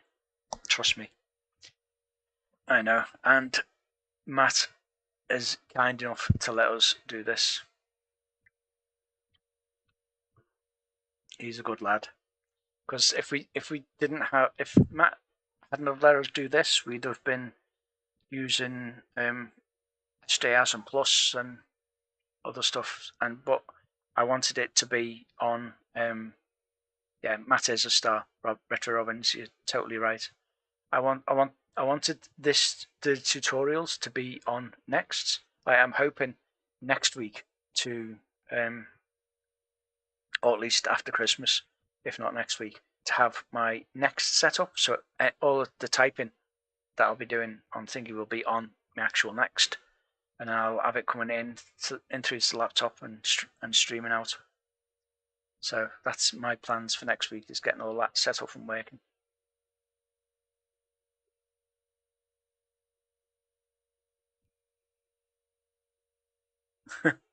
Tony down. We could, but Zeus doesn't have the ability to do the next registers. I mean, you can do it manually by doing the outs, or doing a def W before the instructions and stuff. But it's just easier. This also gives you the ability to use banks and stuff, and it's just a lot easier to use this. That's why I didn't use Zeus. My initial plan was to use Zeus. This was like years before Matt even thought about doing his assembler, or should I say, before I pestered Matt to get an assembler. Anyway, I digress. So we should be able to load our plot test.ods. And we're back in. Yay. Right, so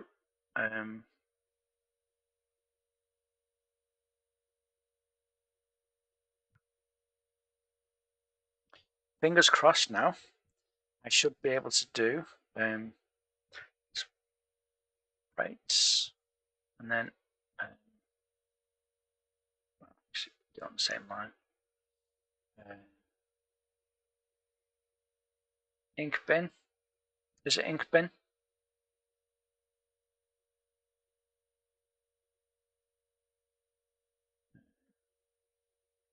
Quote.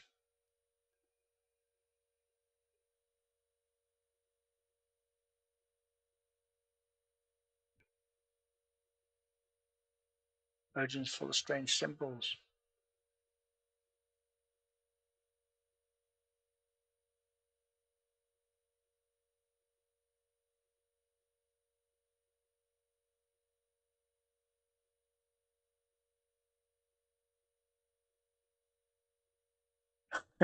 No worry, Dave.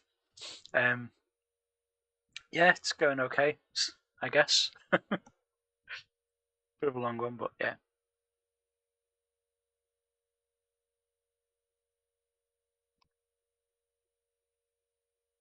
Yeah, a lot of it's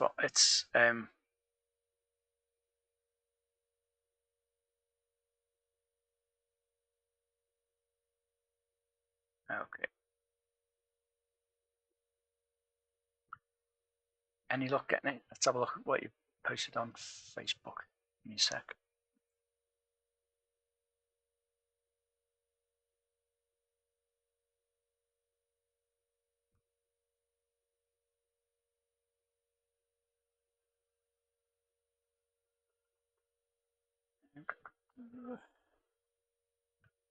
Have you posted it on Facebook?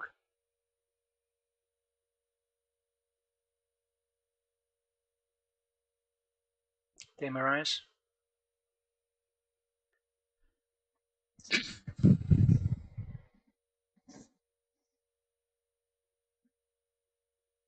Oh, PM direct, Matt. Okay.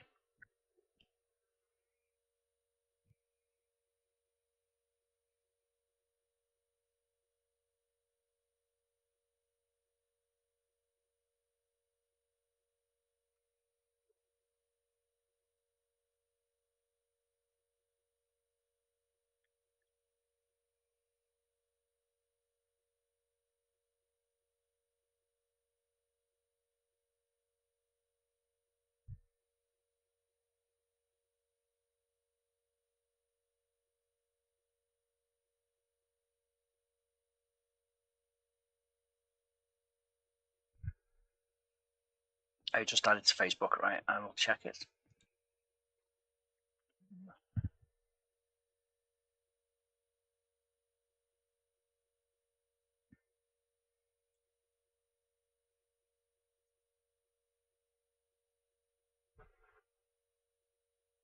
On Facebook. How's the audio today, by the way? Is it clear enough?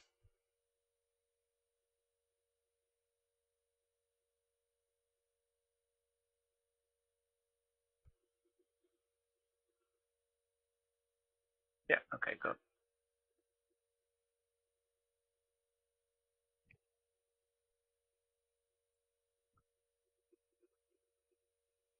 Excellent. No hiss. That's good because my fan's going mental at the moment. I've got like 96 tabs open. And we know what Chrome is like for hogging resources.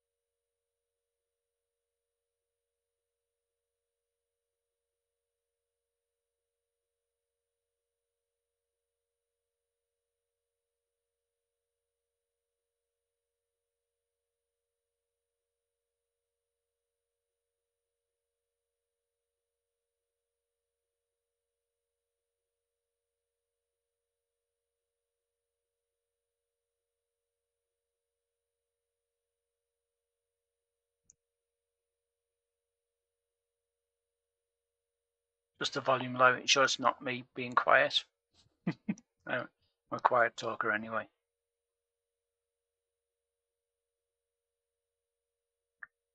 I'm looking for that picture.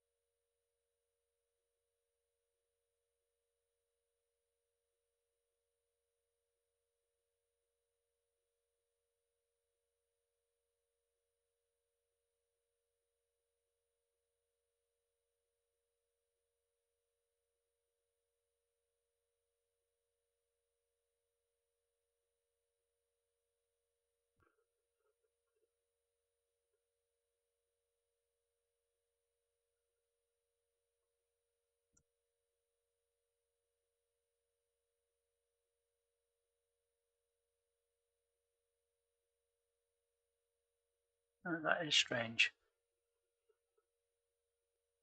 That's almost like that's line numbers. Have you updated your Odin?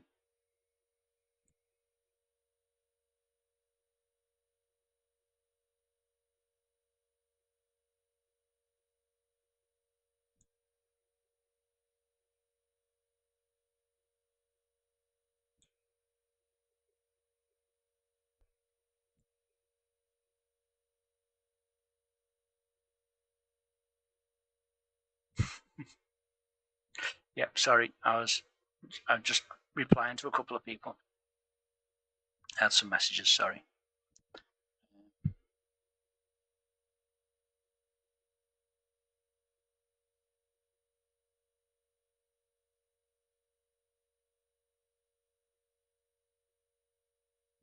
Okay, what I'll do is I'll carry on because we want to try and get the sprite done.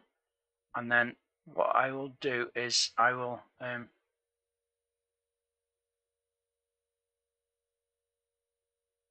Yeah, I'll send you the current file. Let me just save it, and I shall grab it back.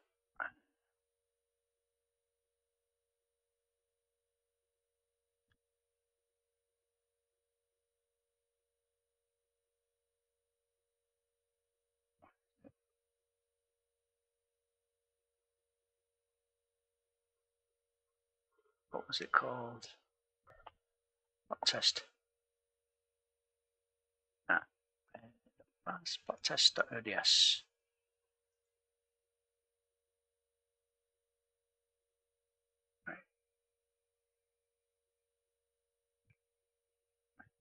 Right, so if I just send this to Matt.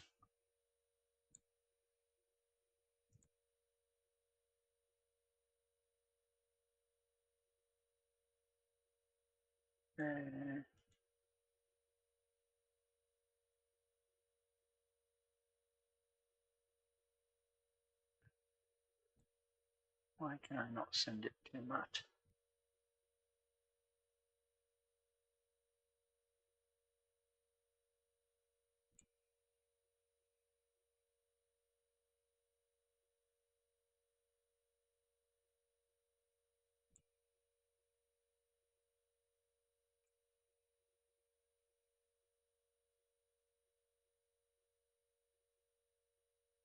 Is it because it's an ODS file? Right,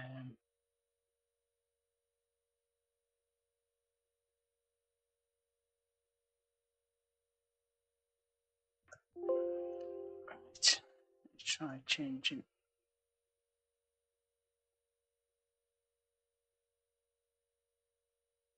Well, it's Facebook is not letting me send a file. Yeah, no, it's podcast.ods. Ah, there we go. Got it. It's just the new bloody layout. You can't just drag and drop a file in. Sorry about that. But Matt should have the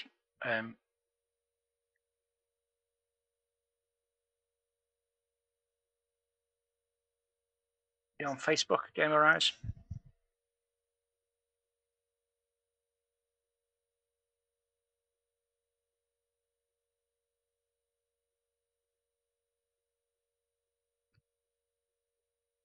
No worries, Adrian. Catch you later.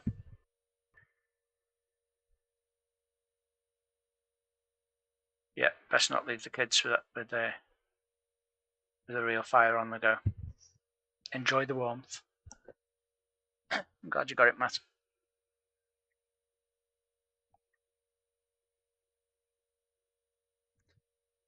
I'll see you in the replay, Adrian. You play it later.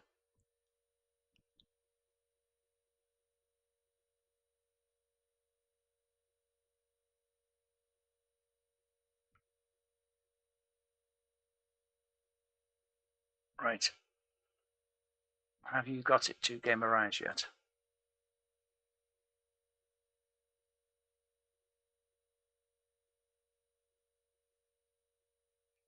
So I'm just going to carry on doing a bit more stuff. Or should I'll wait till Gamerise is got it.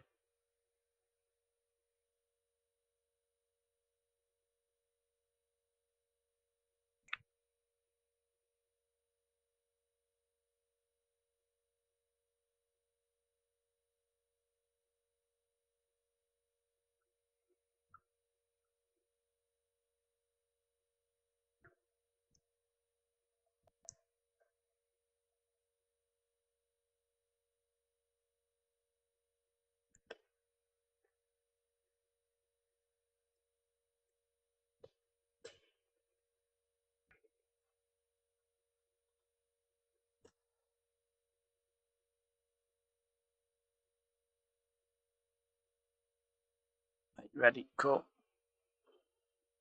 It just auto load. Yeah.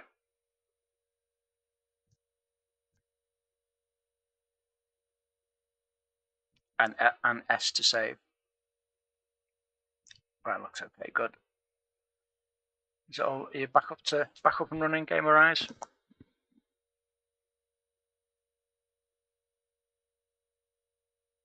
All right.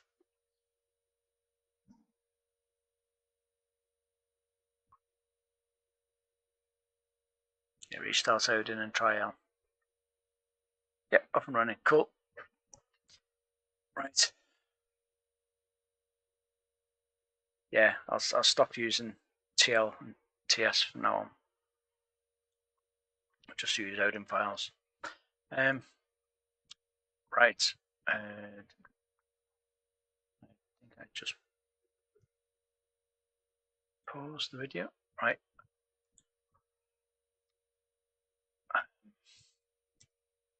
We want to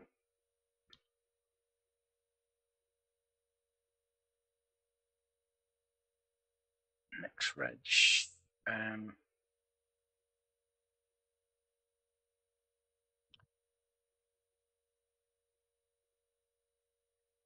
SBR select reg comment 0, and then you want to do a DMA to DMA the sprites into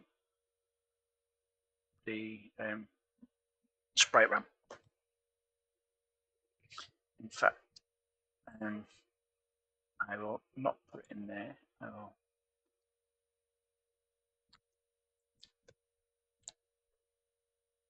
will get rid of that line. And I'll do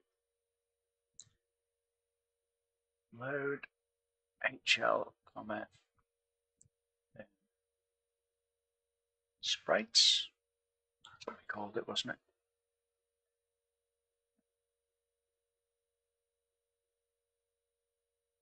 Yeah, sprites.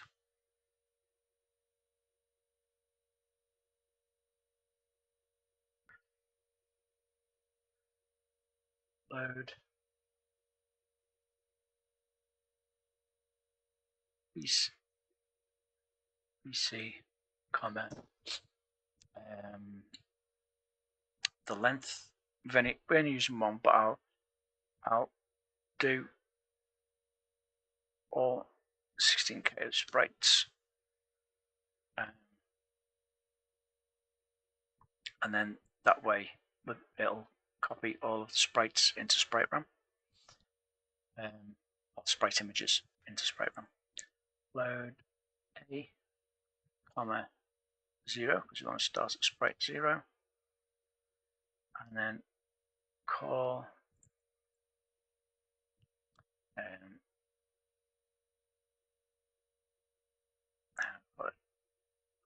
DMA sprites.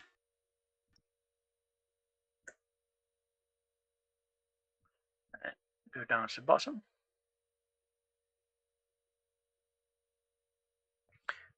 DMA sprites, and just make sure I called it right. DMA sprites, capital S.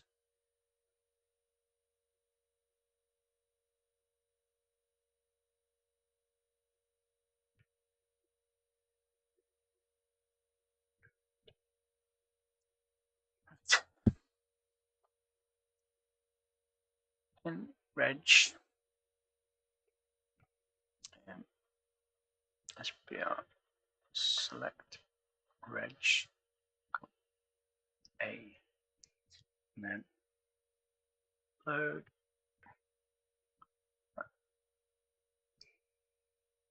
DMA source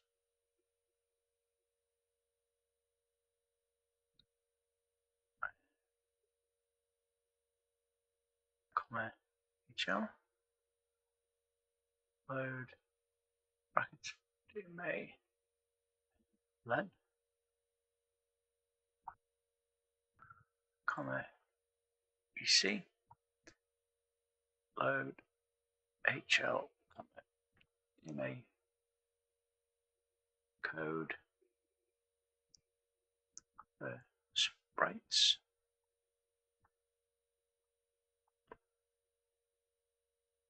Because it's depending on where you DMA into, we'll be adding another DMA possibly. So it's S for sprites. Load B, comma DMA code comment sprites, and then load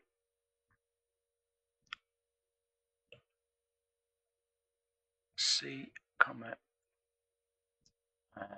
Z80 DMA, and it is the data gear port. And then OTIR, and ret. Right, and then here's the code for the DMA code S, and it is, we're using some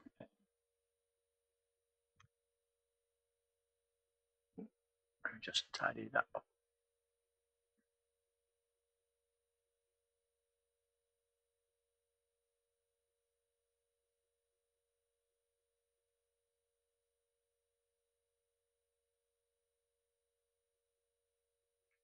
Right, DMA disable, which disables any current DMAs, and then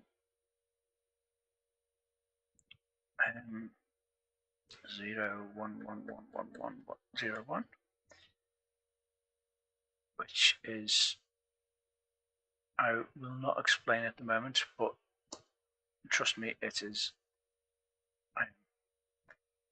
for setting up the source and block length.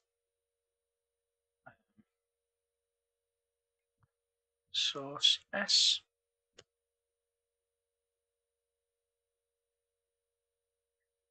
DMA S,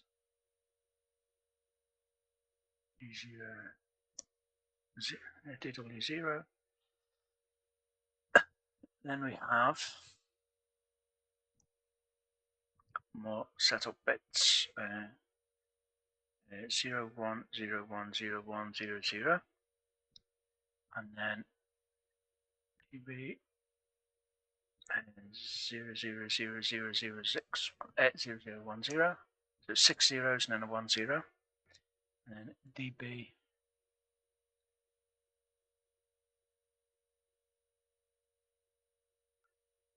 then we have 110001, so 1101, and then 0110,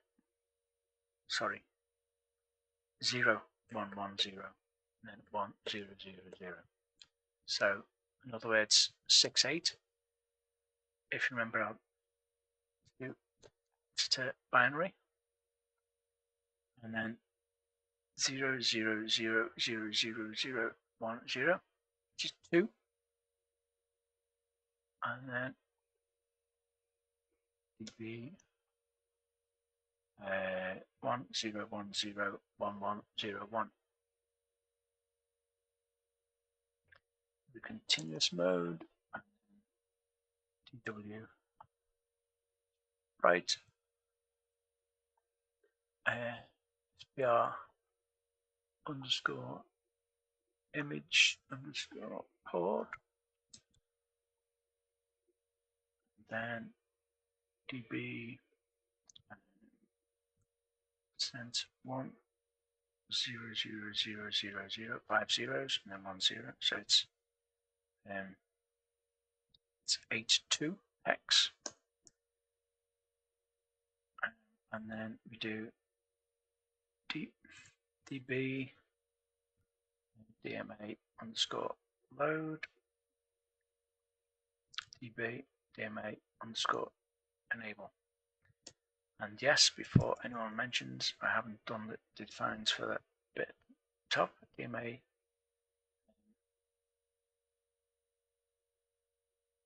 len, what was it, DMA code len s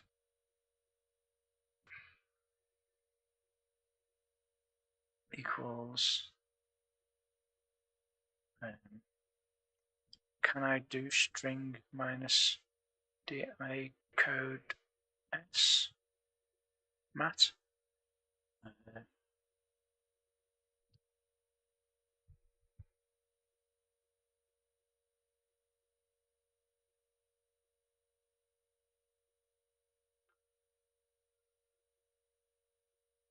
Yeah, I'm just setting up the DMA, so don't worry about it. I can go into more details at another time. Just setting it up initially. You can. Right, okay, cool.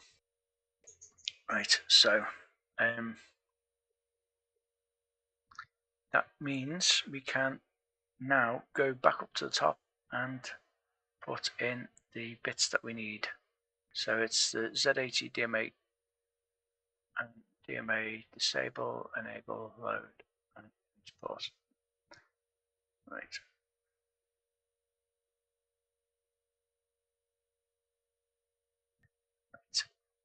A lot of the times, because it's very early on in the thingy. Oh yeah, change it to EQ. Yeah, sorry.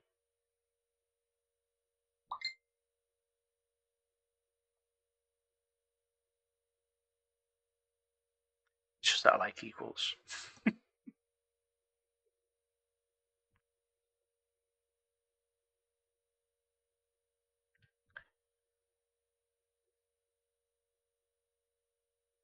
Right. So,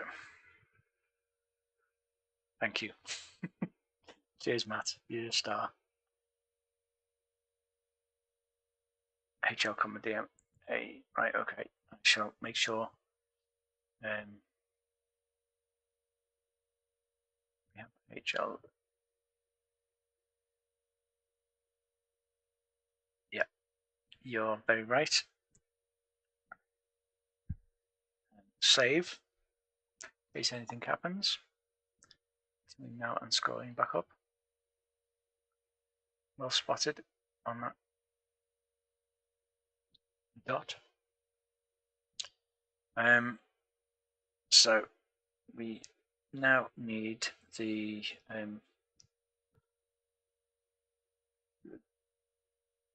DMA data gear port. So it's Z80 underscore DMA underscore data gear underscore port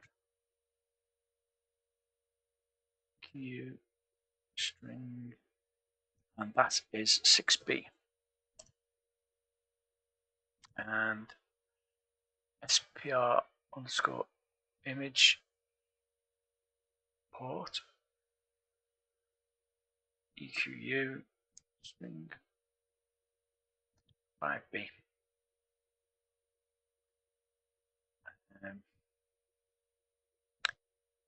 And we also need the DMA underscore load EQU string CF DMA underscore disable string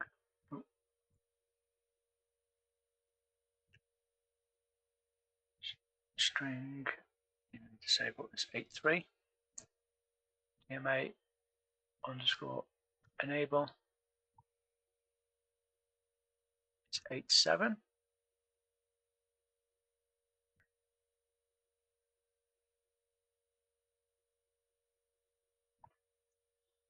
Right, what else did we need? What was that?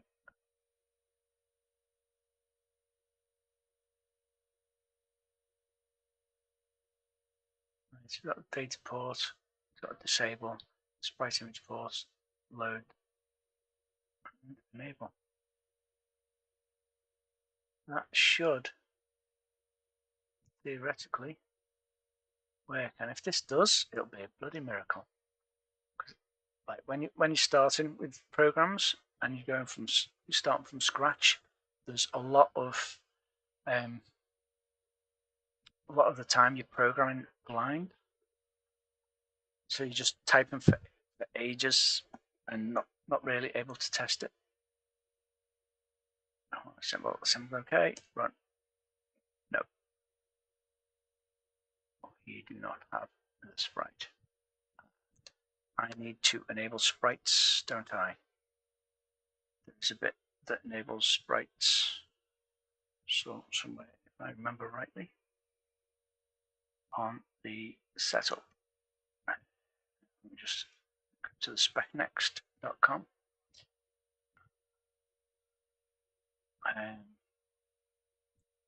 It's on the next registers. Hardware registers. Sprite.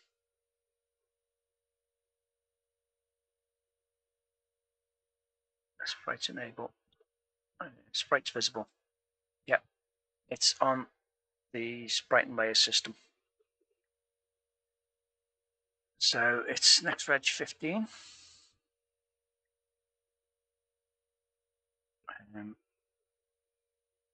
So we need to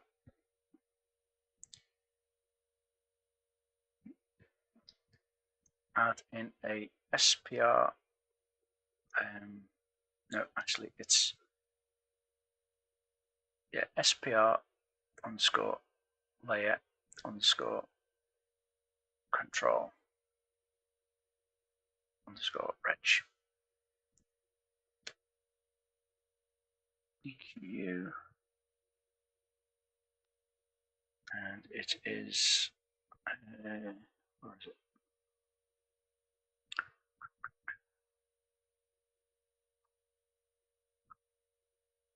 Yeah, 15 hex. Right. So we will DMA the sprites first, and then we will do the nreg SPR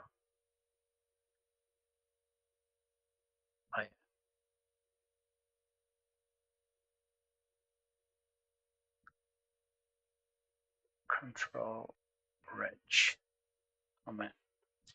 And the bits for this is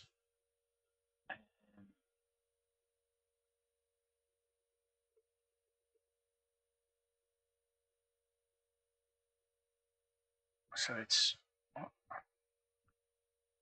if I just enter them in first, it would be 0, 0,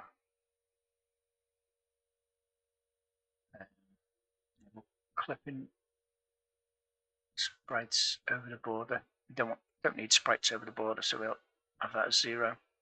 Actually, 0, and then these next bits would be SLU, which is sprite layer 2, and then the ULA at the bottom, which is these 3 bits. Depending on how the bits are set, well, what number the bits are, depends on whether it's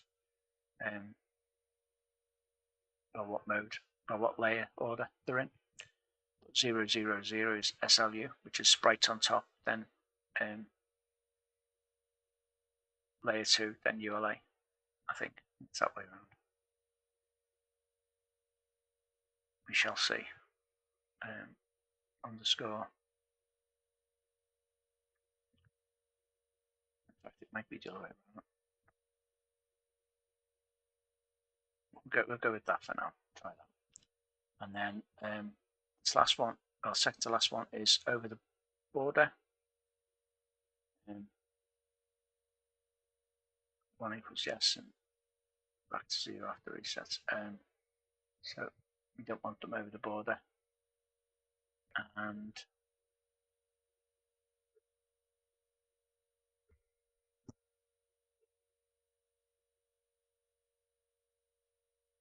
So the bit 5 is a sprite clipping, enable sprite clipping over the border, and bit 1 is allowing sprites over the border. And then bit 0 is just what we want as 1 sprites visible. So just to fit this in, I will do it as low res, comma, SP, SPR pri, as in sprite priority. So 1 is sprite, 0 is on top, or a 0 is sprite 127 is on top. And comma, clipping, border clip, BOR clip, comma. I'm not going to be able to get much more in. So then this one will be order, and then OB for over border, and I can't do any more. But the last one is priorities. Right. So that should, fingers crossed, should get us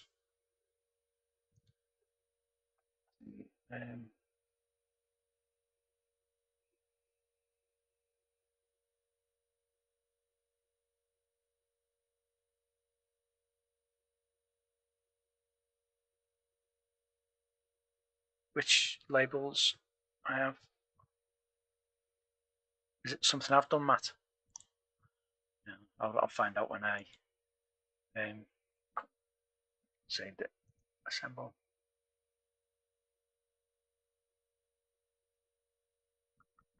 Assembled okay.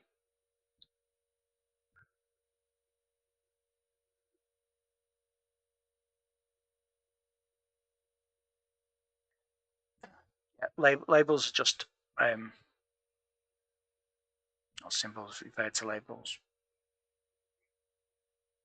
and the labels are the address of instructions, how you label them in the code, like a loop or whatever. If I go back into it, we've got loop here, and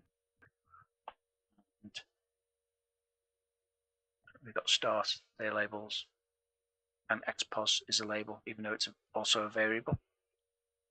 The only reason that label xpos is a variable is because you've got a db after it, which is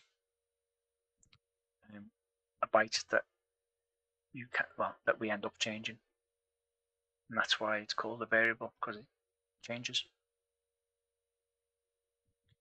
You spotted DAM instead of DMA, not in my code, in yours, Jinago. Hopefully that'll be it. Hopefully that'll solve it. And we still haven't got it. It must be the priority in the layer priority.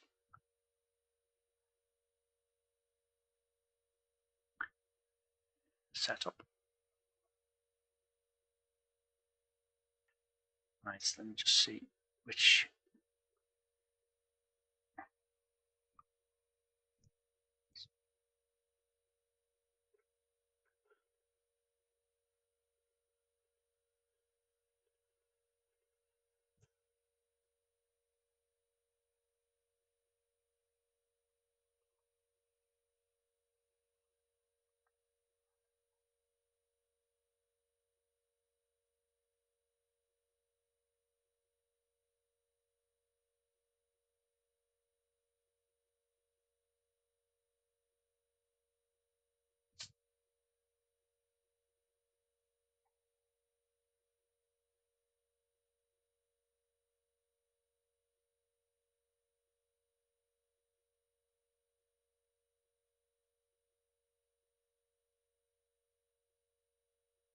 That one should.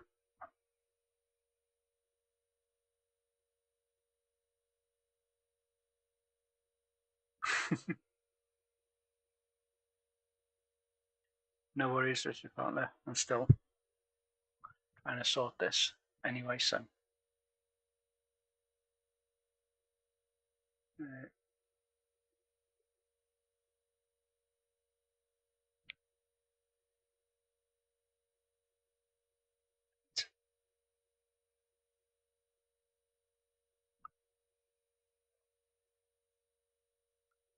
Why have we not got a sprite on yet?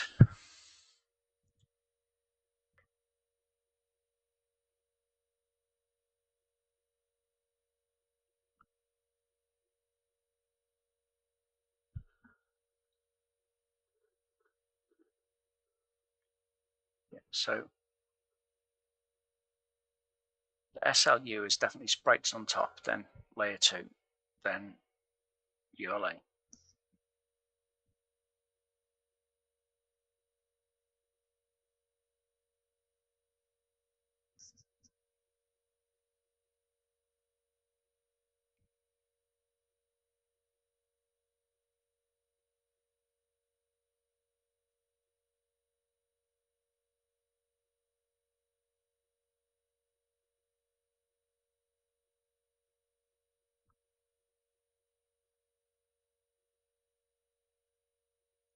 Unless they're getting clipped.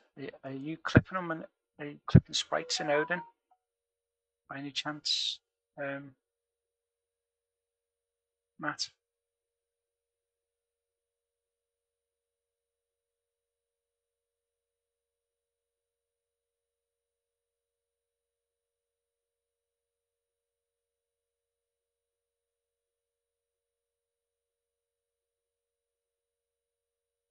Spelling is correct when compared against the line though.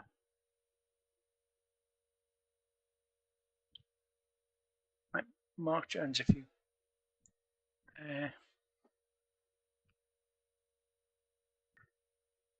get it to assemble the load bracket DMA LENS wrong key.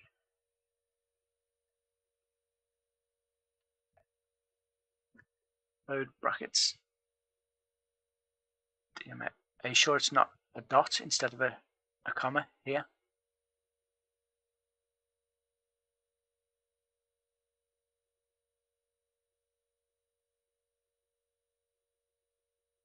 Mark Jones.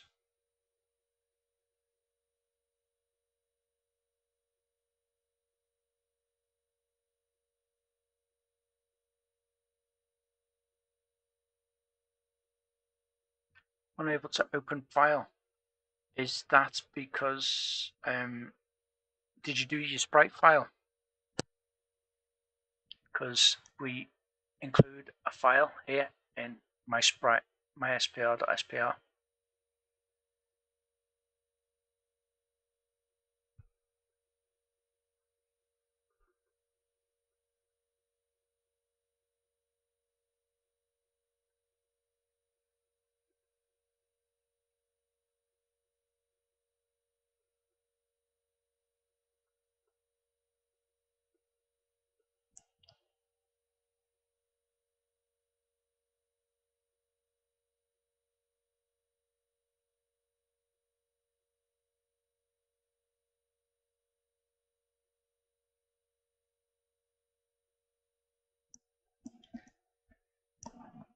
Yeah, Mark, if you send your code to either Matt or myself, either of us will have a look at it and see if we can get it to work.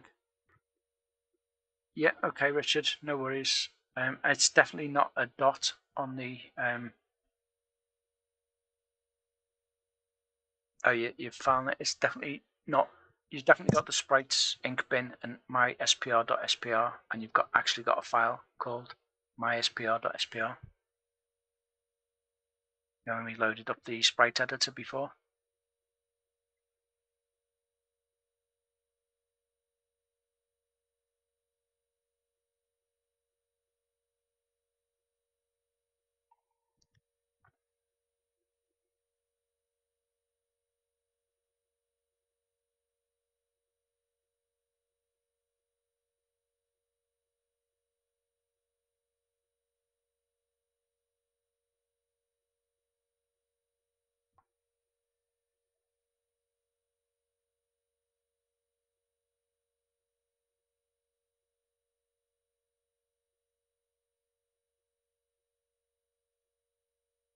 You found it, Matt?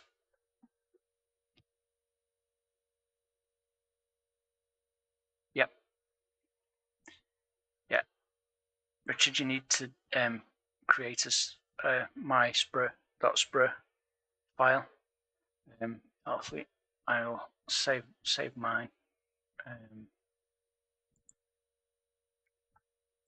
Save my file, and then Shift 1 to edit back to there, and then Control Shift, which is expand on an X keyboard or an X clone, and then press Q, and it will take you back to next basic. And if you do .spr edit and then type in my spr.spr, and all I did was I created this this sprite, which is just a little mouse cursor sprite in sprite 0, as you can see. So if you just create something like that, it can be anything that was just something to show that you're pointing at this point. Actually, I should probably put a bit of color in, shouldn't I? So we can see.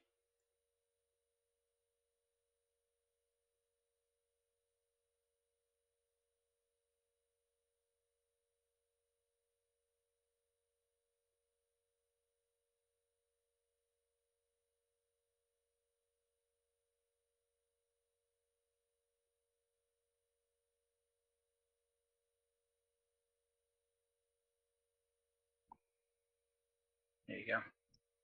And then save it with Shift and S, and then press space when it's saved, and then symbol Shift and space to exit, and then back into Odin. .odin.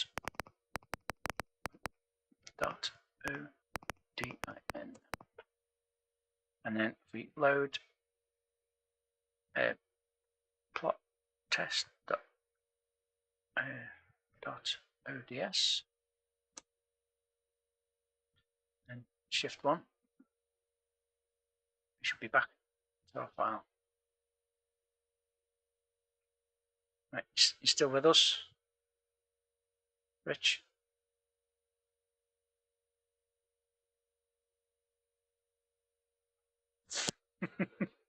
Line numbers for errors would be handy, yes. Thank you, Matt. Right.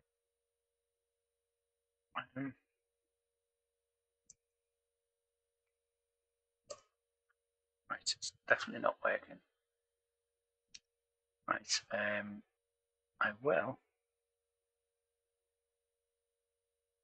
make it call the plot again.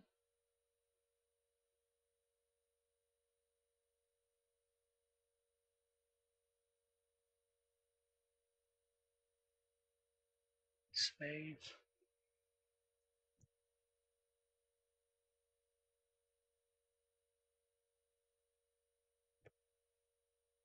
Yeah, right, so that's working. I'm just not getting sprites. Right,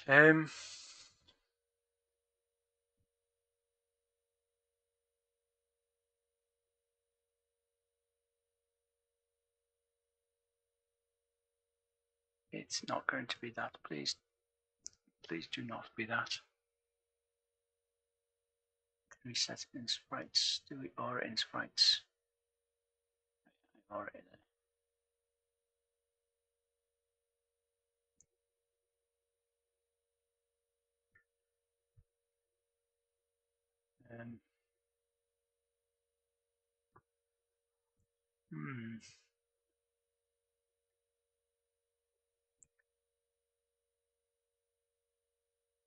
Right, so I'll just check these bits in the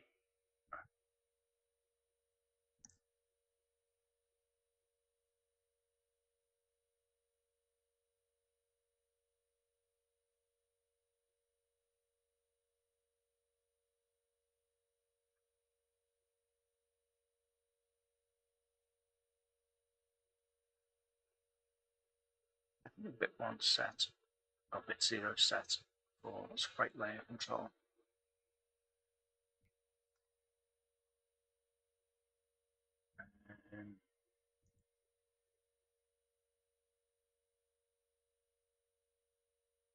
Rocket one is set 0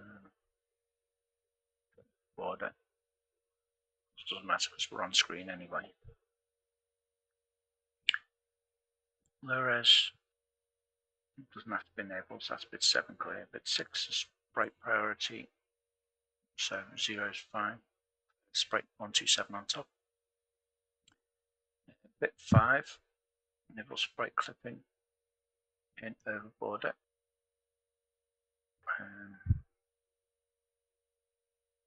It doesn't matter anyway because we're not going over the border. And then the layers is the default sprite over layer 2 over the graphics, which is 0, 0, 0. And then, yeah, so that's definitely correct.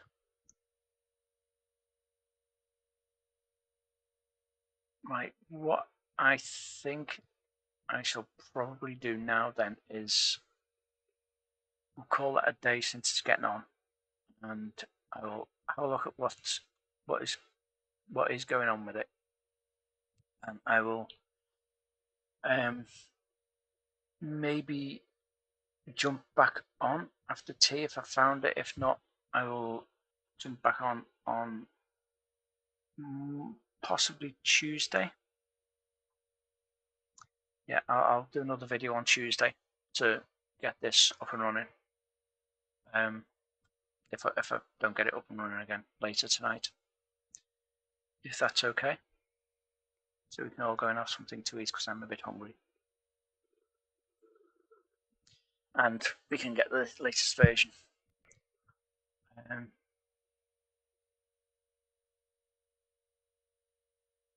You've got an unknown symbol again, Gaz.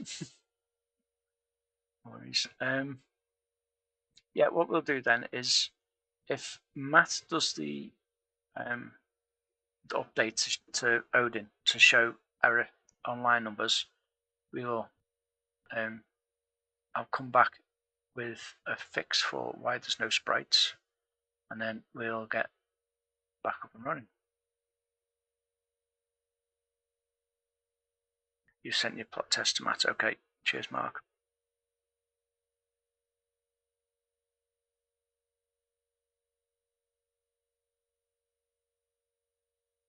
In what sense is it different, Richard? What have you been playing with in Boreal?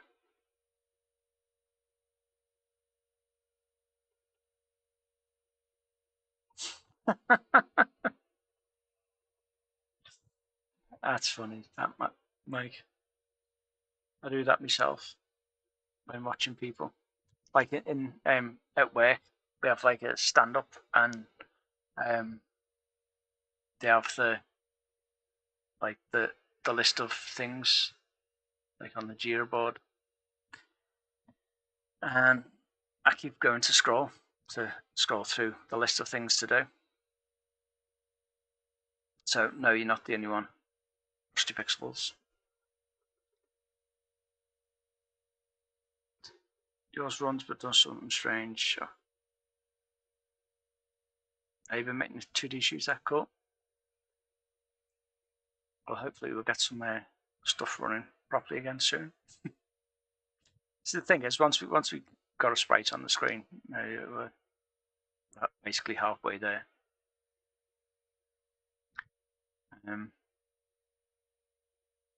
I wonder if I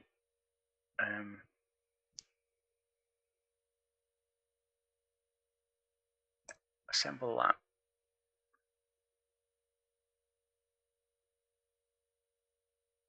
And if I look at 8,000,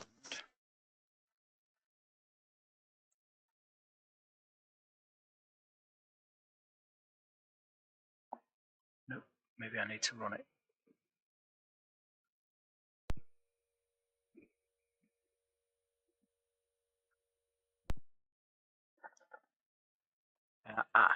So the image, the ink bin is definitely working, as you can see down here. So we know that the image is definitely there, and the E3 is a transparent bits of sprite. So that is good to know that your ink bin's working anyway, Matt. So it's just something in the setting up of the screen as to why we do not have sprites. So I'll go through it. Maybe I've just not set some other bit that needs setting. We shall see. But like I say, I'll get on with looking into that and get back.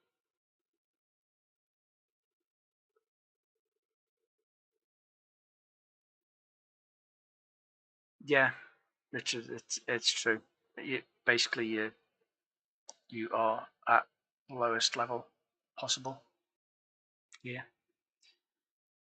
Is ULA above sprites? I don't think so, because the default is sprites over layer 2 over ULA. So I don't think it's that. Plus we've set it to sprites over ULA, over sprites over layer 2 over ULA.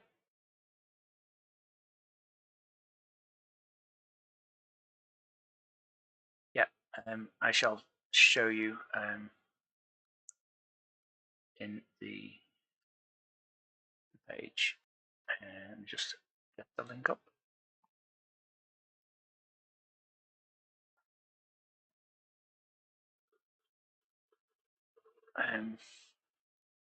See here, we've got the reset is default to reset default is 0, which is sprites over layer 2 over the ULA graphics.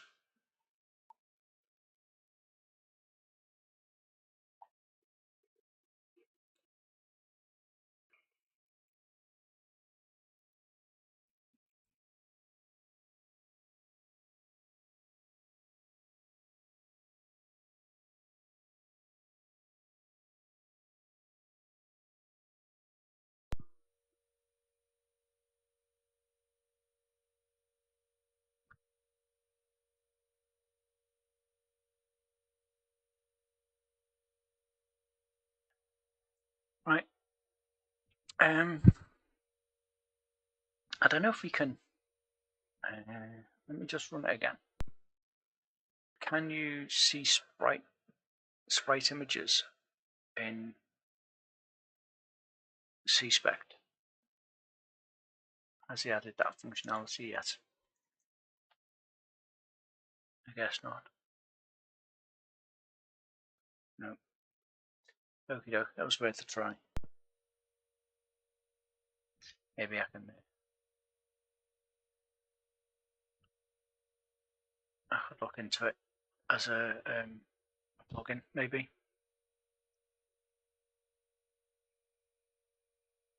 What's DZOG?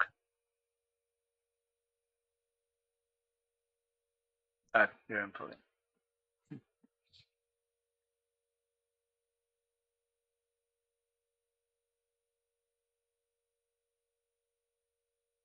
Visual Code plugin.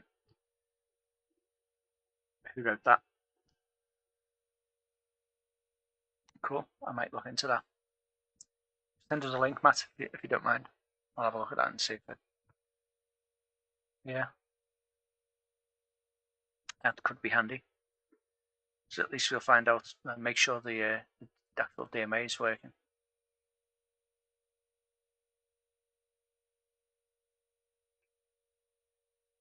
Because we know the sprites are there in RAM, but we don't know if they're in video, well, sprite RAM.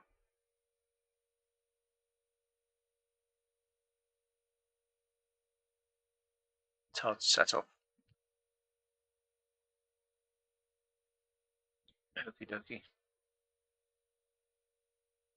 Is there a list of, well, there's a doc to set it up?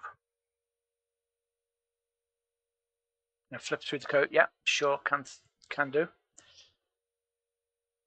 Why is that not scrolling? Ah, there we go.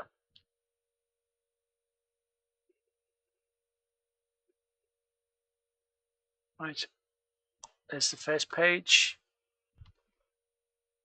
and that's enough. You can pause this when you go back looking through it, and then I'll go down a page, or not complete How much of a page does that go down? That's only half a page goes down, isn't it? Right, so that's the second page. And then after set up sprites, and you can pause it here. There's enough time for you to pause it. And then next bit. And then there's enough time for you to pause it. So you should be able to pause it. And then, yep. It's easy enough for you to pause it.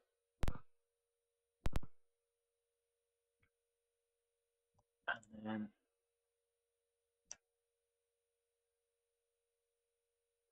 enough for you to pause it. Yeah, just a couple of seconds each page, and then so you can pause it. And then next page, or next half page. And then it's enough of a pause. Next half page. Enough of a pause. And next half page. Enough of a pause. And the next half page. And again, enough of a pause when you're watching it back. Yeah, you got a sprite on screen. Well done, Stuart. What was it? What bit am I missing?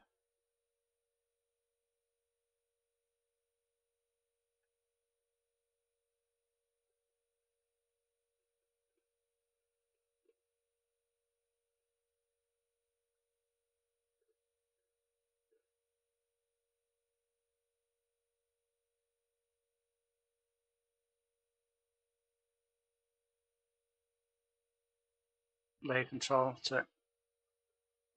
So it is the them bits then.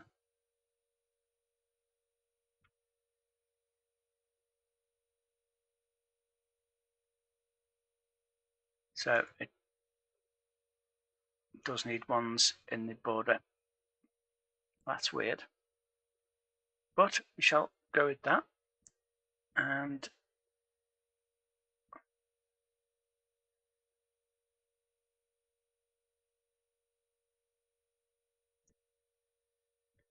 nope, I haven't got a sprite.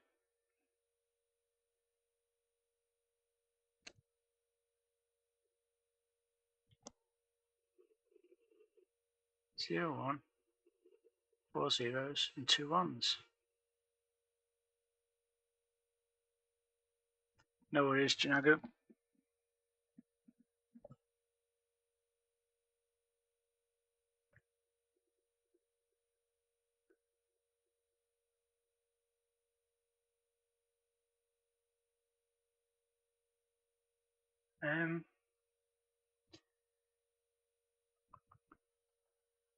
Right, let me just check something then. Um,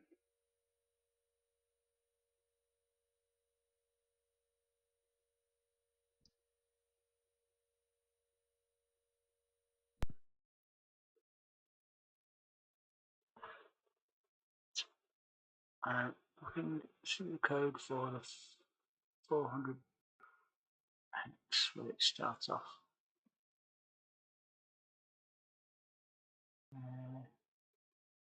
There you go.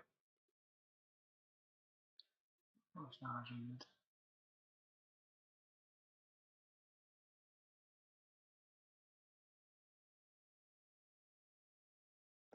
Um,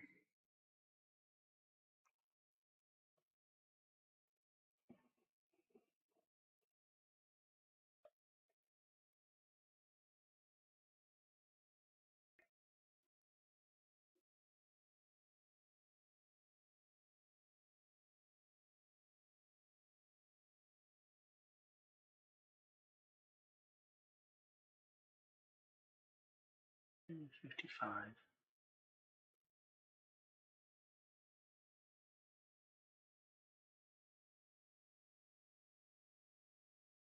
Mm.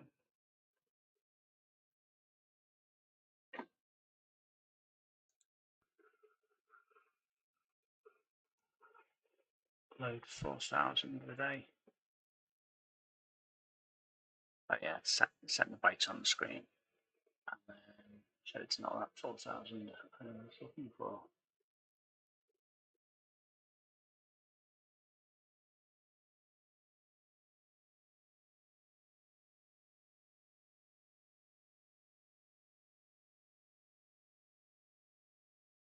Split everything out. Update ODA today. 39 the deck. So clears X and Y. Let's bytes on the screen. Load 8L with 8 ODA. Load BC with 4,000. That's what I was looking for. A data 0. Call the DMA. Next reg 15,43, which is indeed correct. So the binary with the underscores in are working.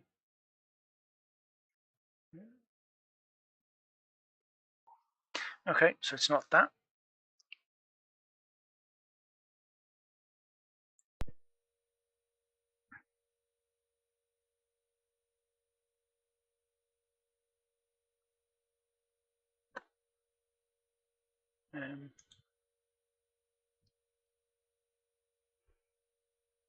You got yours working, cool, Mark.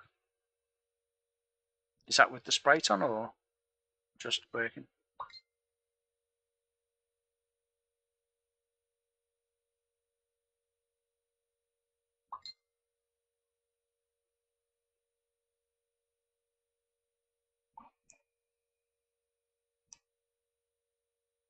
Right, okay, let's see what we can do then. If we save that.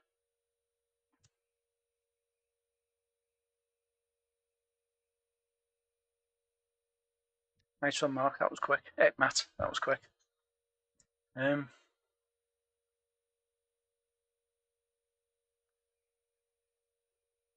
you guys have got it working with.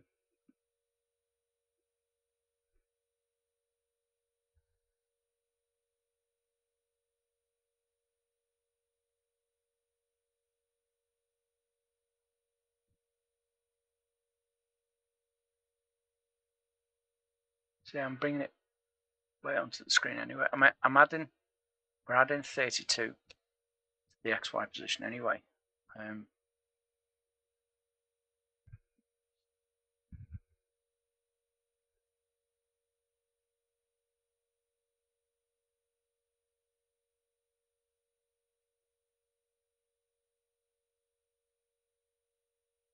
You got a sprite on top now, Mark. Right. I don't know why I haven't then.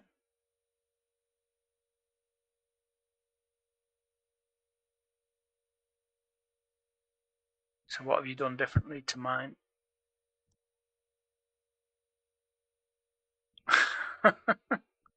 Unless I need to restart CSpect. I shall try that.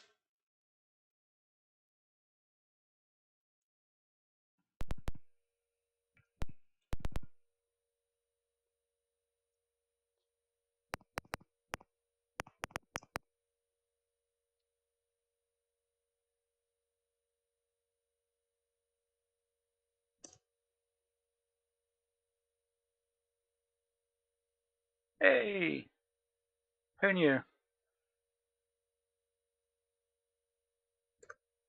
On for Mike Daly.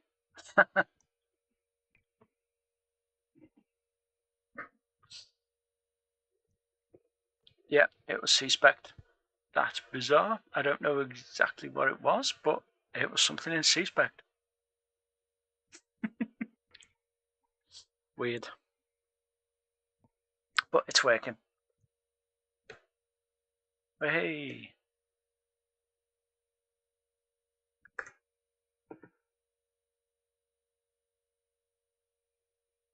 It could be that. But the thing is,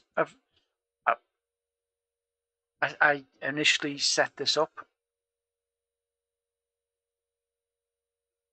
but we've not, other than going into Odin, which is what we've just done anyway, from straight from a startup, gone into Odin.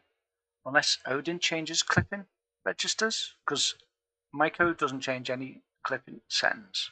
Does Odin change any clipping set? But then, if Odin changed clipping settings, then we wouldn't be able to see the sprites now.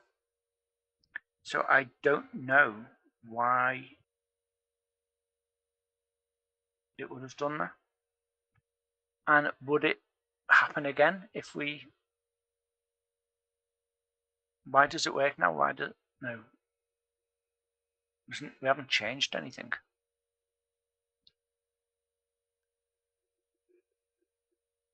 Yeah, resetting them for tile maps not the same as resetting them for sprites, though.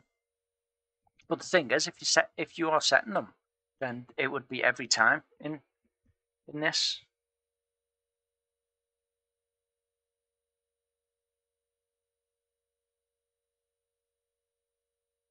It could be C-spec. Yeah, I did go into sprite edit. Very true. Very good point, Ped. Yes, that'll probably be it, but I can't see that being an issue. I don't think I do any clipping. I'll have a look in the source. I'll get to the bottom of it. So if in that case, then yeah, it probably is. Because I didn't run sprite edit, did I? So if I exit this and then do .spr edit my spr.spr and then quit out and then go back into Odin and then load plot test.ods, assemble, and oh, that's not right. Your T doesn't work.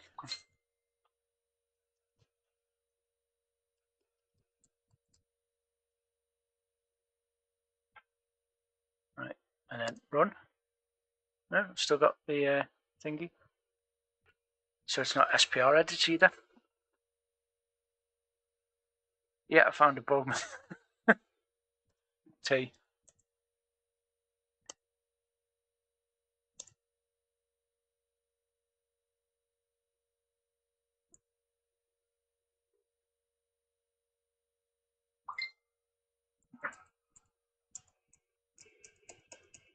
Yep, will do.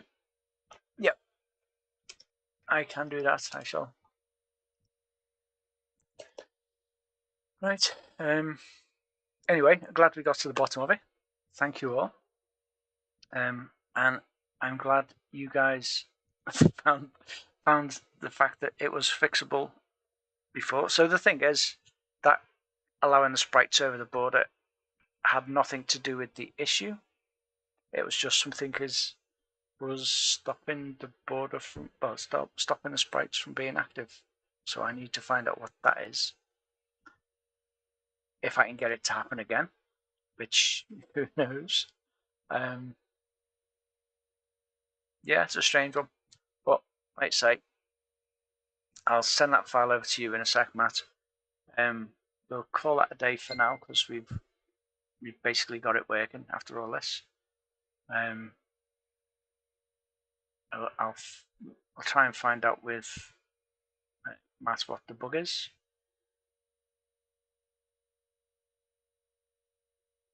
Yeah. What I'll do is I'll add the clipping registers and we'll set the clipping registers, and then it'll always set it. But yeah, all good for now.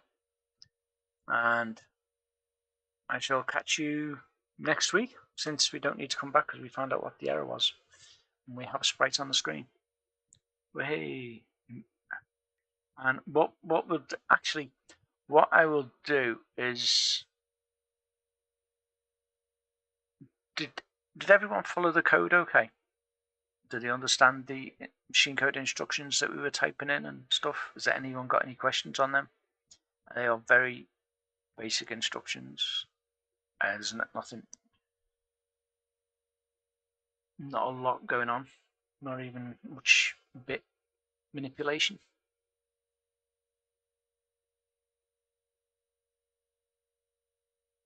No worries, Richard.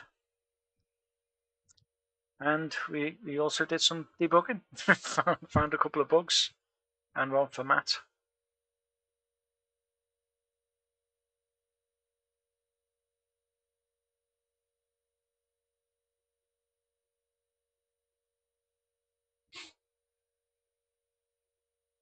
Yeah, well, the thing is, we start the app.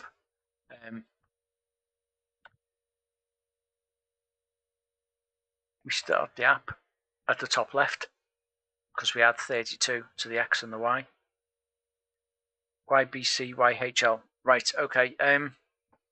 What I will do then is next week I will break down what we've done in this instruction, well, in this tutorial so far. I'll do a breakdown of all the code that we've used, and why we use different registers and etc. And what you can do with the registers and stuff. Sunday brain exercise, it certainly is. It was a good one this week, though. It was, considering I was basically not ready for it because I've been so busy this week, and yeah, you managed to get a sprite on the screen.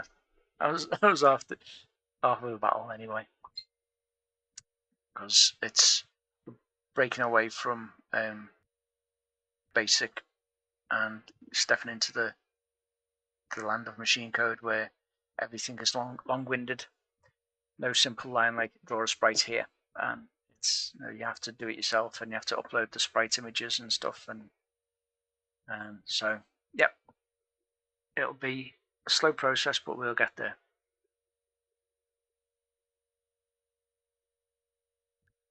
Yes, okay, Jinagu, yeah. I did realise. I mean, although we've got some machine code in there, and a lot it's pretty simple. There's no point in me just typing the code and you following. I need to at some point go over what these instructions are doing, and which is a good reason to do it next week at this point we're in now with this, because the code size is small, so it's going to be easier to like explain things and how things are happening, and then hopefully we'll advance to the next level for the new year. Because I won't be doing the 27th, because obviously that's an important date, and I will not be available on that date.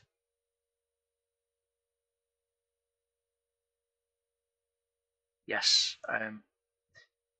Yep. Exactly. Well, I will do exactly that. I will go into detail on what happens when you do things with the registers, and it will hopefully become a lot more clear. And the same with like the doing a compare and the jump Z, jump NZ, jump carry, jump no carry, stuff like that. I'll explain all that and what it does, and hopefully I will be able to explain it in such a way that it will help you understand when you come to use it for your own bits and pieces.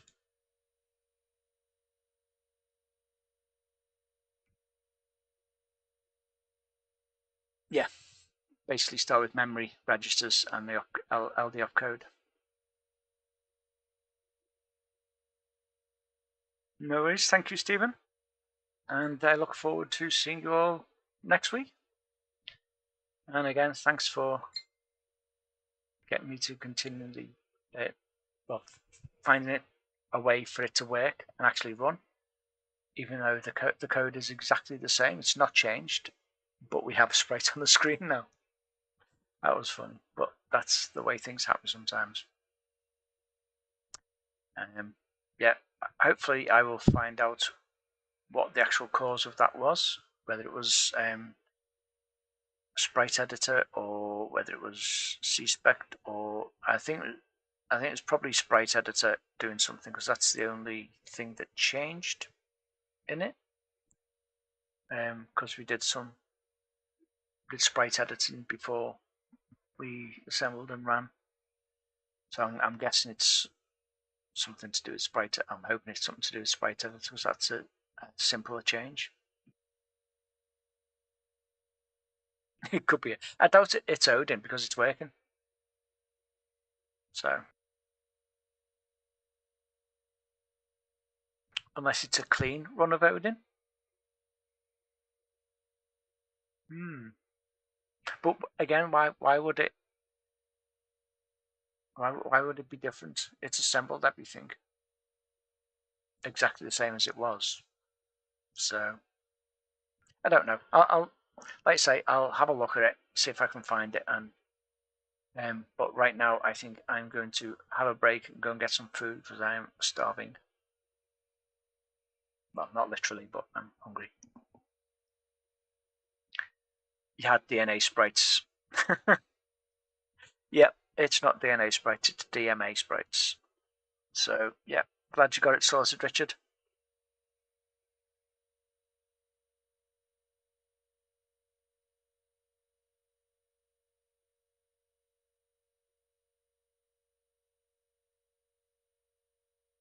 This is 1 foot over the line with that other Russian loan coder.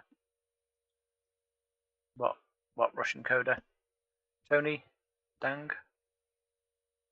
What are you going on about? I must have missed something somewhere. Dear me, lemmings.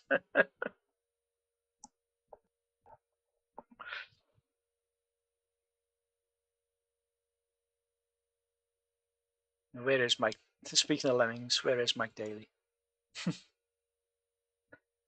He did a lot of Spectrum coding, did he?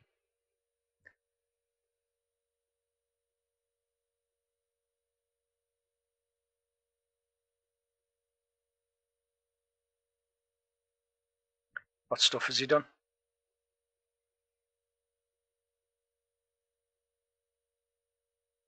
No worries, like.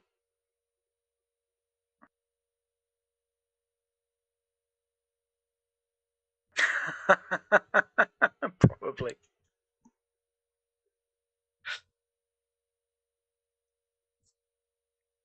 Anyway, thanks for watching, guys. I shall bid you adieu, and mind it for later. Yeah, nice one. Cheers. Thank you. I shall see you all next week. Have a good one.